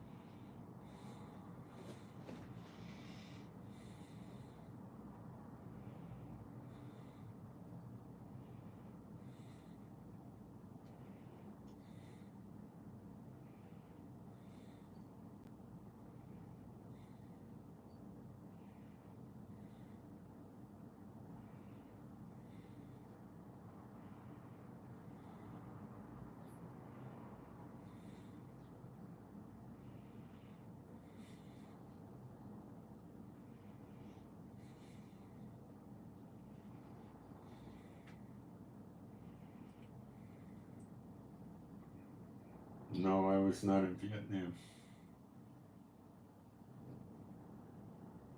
I'm not Robert De Niro.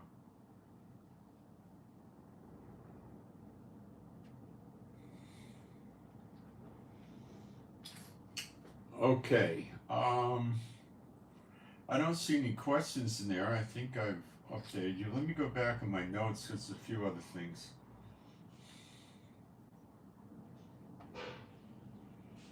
There's still pieces missing.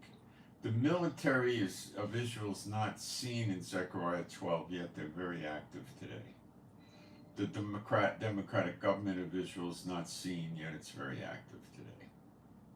It appears to me the two witnesses have to emerge working openly before Zechariah 12 because they're referred to as the judges of Israel or Judah when Zechariah 12 hits its fullness. So that hasn't happened yet. In Jeremiah 30 verse 11 it says that the people are so scared they clutch their guts like a woman in travail and their faces turn pale. Well, that's the birth of a nation in a day, and the people are going to be that scared just before it happens and they get the deliverance, which is manifested in part by the two witnesses burning up the enemies round about on the right and the left.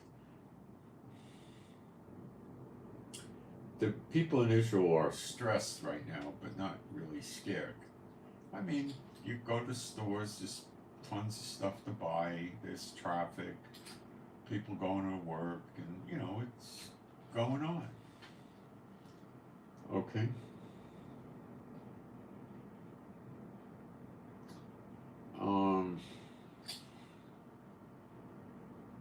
This is an interesting scripture I came across, Isaiah 61:4. Now, we're going to play this up against Iran attacking us. Interesting. I think you'll enjoy this. And they shall, we'll read the previous verse, I guess, verse 3. To appoint unto them that mourn in Zion, that's the Zechariah 12, after they see the one whom they have pierced, to give unto them beauty for ashes. See, I told you we're all going to look beautiful with this everlasting life when we see him in the clouds. The oil of joy for mourning will be real happy. The garment of praise for the spirit of heaviness will be praising the Lord nonstop, I believe, that they might be called trees of righteousness, the planting of Jehovah, that he might be glorified, and they shall build the old wastes. Now, I don't want to get caught again, so let me check the words here. I am paranoid at trusting English translations. The word for old is olam. Yeah, like a long last. Okay. Long lasting waste. Let's check the word for waste. I don't trust it anymore. None of it. A place laid waste. Okay, so it seems like the old waste places, not what Iran does today or tomorrow or something. They shall raise up, let's check the word, I think it's okay, comb, and raise up is good enough. Raise up the former desolations. Let's check the word for former, can't trust the English. Rishon. That's not former, it's more like first or head. Let me see how Strong's puts it into English. First in place, I think. That's probably it.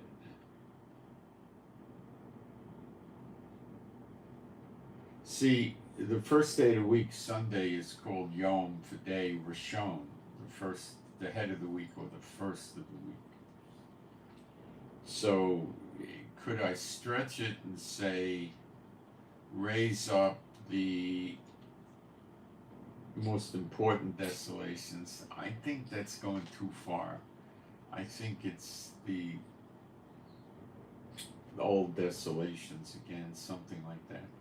And they shall repair the waste cities, the desolations of many generations. Sorry, let's check it because you can't trust them. 23:18 for Chadash. No, wait. And they shall repair. Kadosh doesn't mean repair.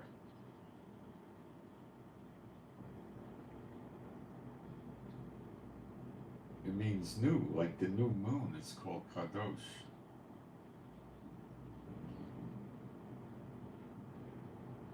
Oh, Strong's is saying it can mean to new repair, rebuild maybe. Yeah, I have to say that could be the case. Yeah, yeah. The waste, let's check that word, horror. Yeah, waste, okay. Cities, let's check the word. It doesn't make sense.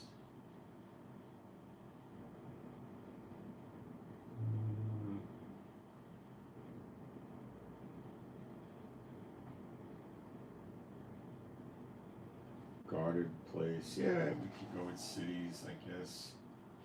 The desolations, shaman, that's a bad word. It probably does mean destructed places. I mean, it's a word that means bad. Um,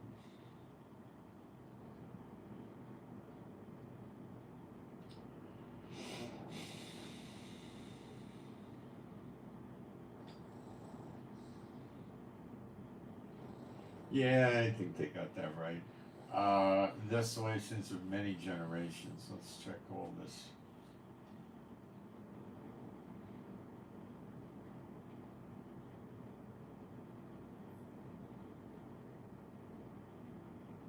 Yeah, it seems to be okay.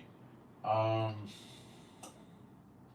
so this is telling us that we're going to rebuild the old waste places, the old desolations. There's a lot of old cities in Israel that are just busted up places.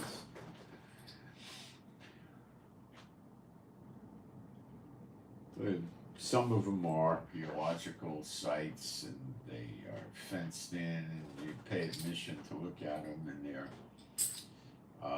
got the rooms of the buildings, but the buildings are usually only about this high from the ground. The houses were small, made out of mortar and brick, or rocks and mortar, I should say. They weren't very big houses. I think they just went in the house to maybe eat, get out of the weather, sleep, stuff like that. They were very small. By what do I mean? I mean you were probably in the, 400 or 500 square feet. A few rooms, I think a lot of the cooking was done outside. They probably didn't have the greatest ventilation. We don't see the whole place.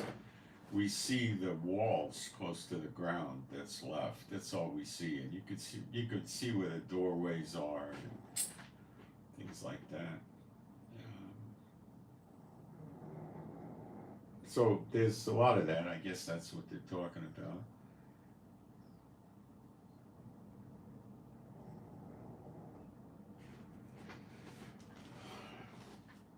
It says we will have the land that our fathers had, and that will, there's a lot of disputes as to what that land is when you read what the so-called scholars like to talk about.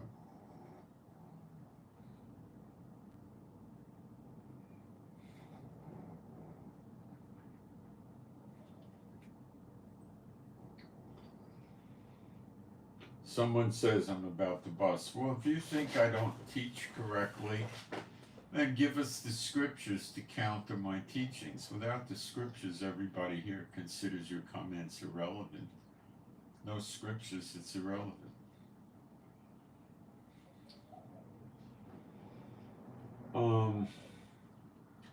Now, the other thing that really we haven't seen is Jeremiah 30:11. For I am with thee, saith Jehovah, to save thee, though I make a full end of all nations. Whither I have scattered thee, yet will I not make a full end of thee, but I will correct thee. Let's check these words. I can't trust these translations.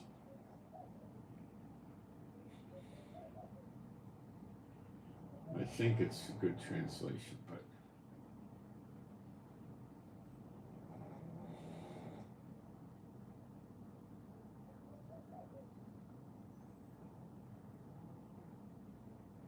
I will not leave thee altogether unpunished. Okay, so you know, what's going on in the world with the wars could likely be what's going to destroy these nations. Now, I believe he scattered the Israelites into every nation in Europe, Russia, everything. I mean, it's easy to document that. Much of the Middle East, including Egypt, so they got to get busted up. Not all of Africa, but North Africa for sure. Israelites were in Morocco, Algiers, you know, Egypt. I believe they're in every country, North America, South America, Central America, and the Caribbean, and a lot of Asia. I figure it gotta be 100 countries. At least.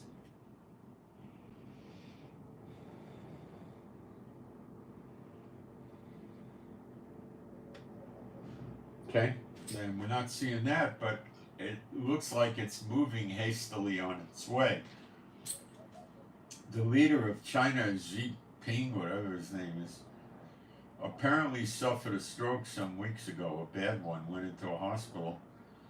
And I don't think they would be concealing the fact that he's dead for this long. It doesn't make sense. He's probably pretty bad off, but probably also expected to recover. And he might be able to function in some limited capacity as a political leader from a hospital bed. But he might have funny speech. He might be home and have funny speech. And he might have trouble coordinating with movements and walking. I don't know. But I would say pretty much if the guy was dead, they'd let it out of the bag. They wouldn't sit on it this long. The same with Biden. People saying Biden's dead. I don't think Biden's dead. Okay? I don't think they would pull a stunt like that. If they conceal it for 1, 2, 3, 4 days or something like that, they could talk their way out of that for national security, but they can't talk their way out of, you know, like a month of it or something like that. That they can't do. There'd be in a lot of hot water, and other factions in the government would know about it that don't get along with them. I'm talking about China, so there'd be rift between them. I don't think so. So, there's still a lot of pieces of the puzzle, but look how fast everything is moving. So Iran may not launch this big attack on Israel. It may not happen. The Abraham Lincoln aircraft carrier group is chugging its way over here. That's not going to make Iran feel warm and mushy inside. What do you think they're going to have on that thing? They're going to have F-35s. They're going to have AWACS. They're going to have F-18As, you know? They're going to have a lot of heavy stuff on there. And it's going to come with at least 3 or 4 destroyers and missile cruisers. At least. We know of 2 submarines America has in the area, and it'd probably be another 2 with this other aircraft carrier group. Aircraft and soldiers and military equipment are filling up in bases around the Middle East. And Iran gets it from her enemies. We've covered this almost every day for a week. In Jeremiah 48, it's called Elam. E-L-A-M in the English, which consists of part of Iran, part of Iraq, and part of Syria. But these parts are controlled by the current political governments of the whole land, so the whole land will be in on it. And America is probably very happy to dish this out.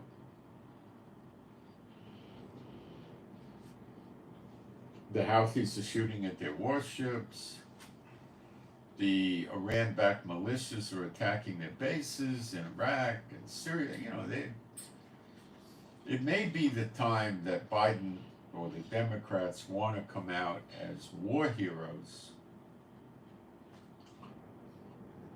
to help Kamala Harris get into office. That mental midget comes out and says, should be interested in hearing from pro-Palestinians and what their ideas are on embargoes on Israel.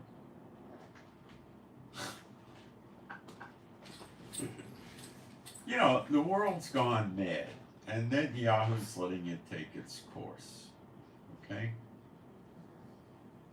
And I think we might see his attack, called the Day of Vengeance, on these nations over Zion. He has a controversy with the nations, the heathen nations over Zion, and them trying to force Israel into a retarded peace treaty that means Hamas will rise up and kill us again in a few months, and pushing us to give the West Bank back at the same time, may be the straw that breaks the camel's back in terms of getting Jehovah to the point where he executes his day of vengeance.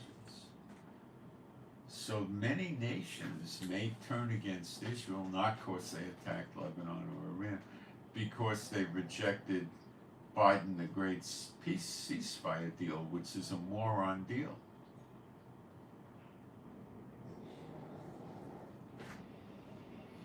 This may pit America completely against Israel, and Biden may take a posture of the heck with you, and we don't care if Iran attacks you now.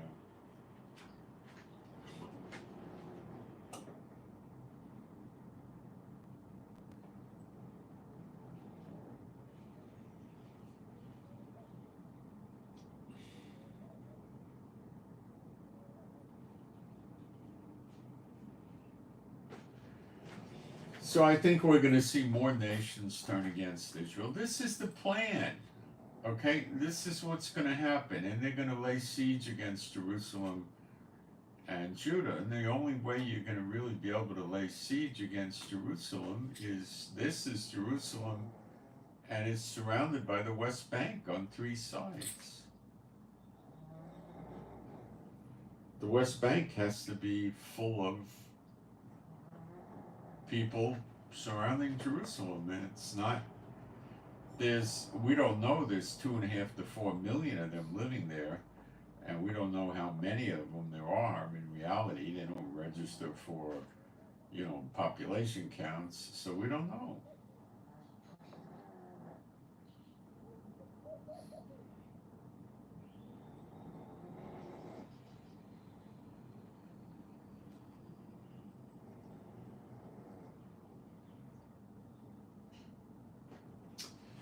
So the clock is still ticking. I don't believe we're going to have a big, long wait, but we're not going to know the day or the hour. And I think the pieces of the puzzle is still being moved into position, but it's going quite rapidly, and I don't see any peace coming. And there's no man of peace coming with a 7-year covenant or anything like that. That's not for today. It's not in place. The ceasefire, I expect, will be rejected by Netanyahu. And if the man of sin came with a peace plan, and Netanyahu would accept it, because birds of a feather flock together, if you get my drift. Okay? Let me see what's in the chat here, and then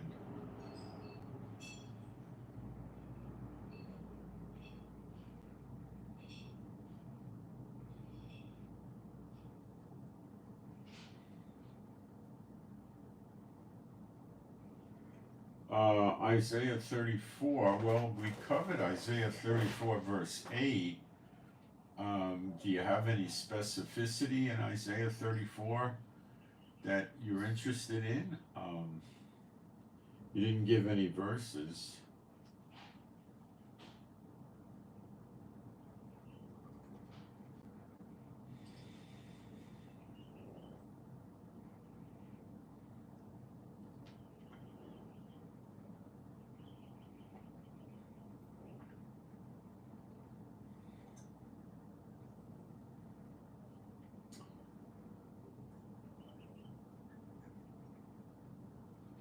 Let me see if there's anything that I could pick out here.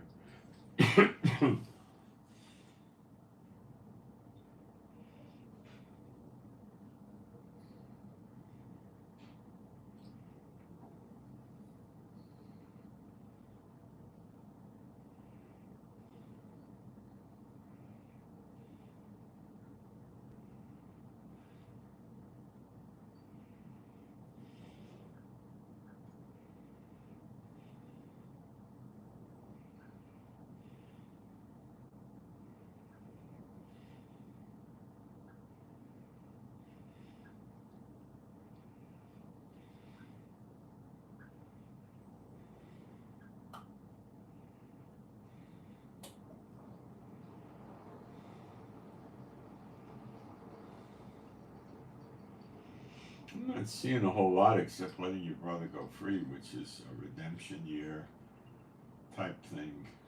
Jubilee or Bellew.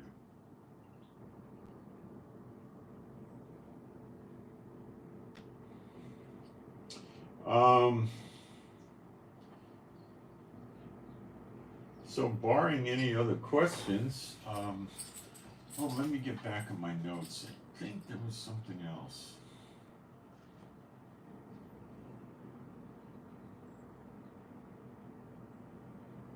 I can't say for sure that we're not going to suffer destruction from these other countries, but that scripture in Isaiah 61 verse 4 seems to indicate it. Seems to. So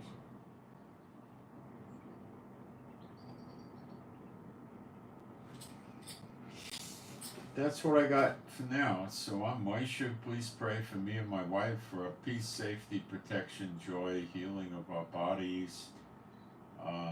Pray for strength, stamina, endurance, and finances. And thank you for those few of you that give offerings. Much appreciated. Offering information is in the description box, and it's also in the top of the chat. It's pinned up there. And my email address is at the bottom of the description box, and also in the chat. You could send in prayer requests or questions, and stuff like that. Pray we don't have to go to the bomb shelters, and pray for our animals and pets that are all rescues, that they be happy, healthy, and whole. Pray for better videos and any more cleaning up of any problems I'm not aware of, but I always pray that, but you can too. And pray for the peace of Jerusalem, and I send my shalom to all those who love Yeshua HaMashiach. And I don't see any clarification on Isaiah 34. Okay, so let me get this out of here. That's what I got, and I'm out. And again, I'm sorry about that language translation on the year word, and I pray that you guys forgive me on that one, and I'm going to try harder to not trust the English, much harder. So if you want to get notified when the eggs start hitting the fan in the Middle East, and I live in Israel, you should subscribe. It's free. Hit the notification bell, and you'll know when I come on, and I'll come on and on all unusual hours of the day and night as events unfold. If we have electricity and internet, which we very likely may have. If the cities aren't going to be destroyed, neither will the electric or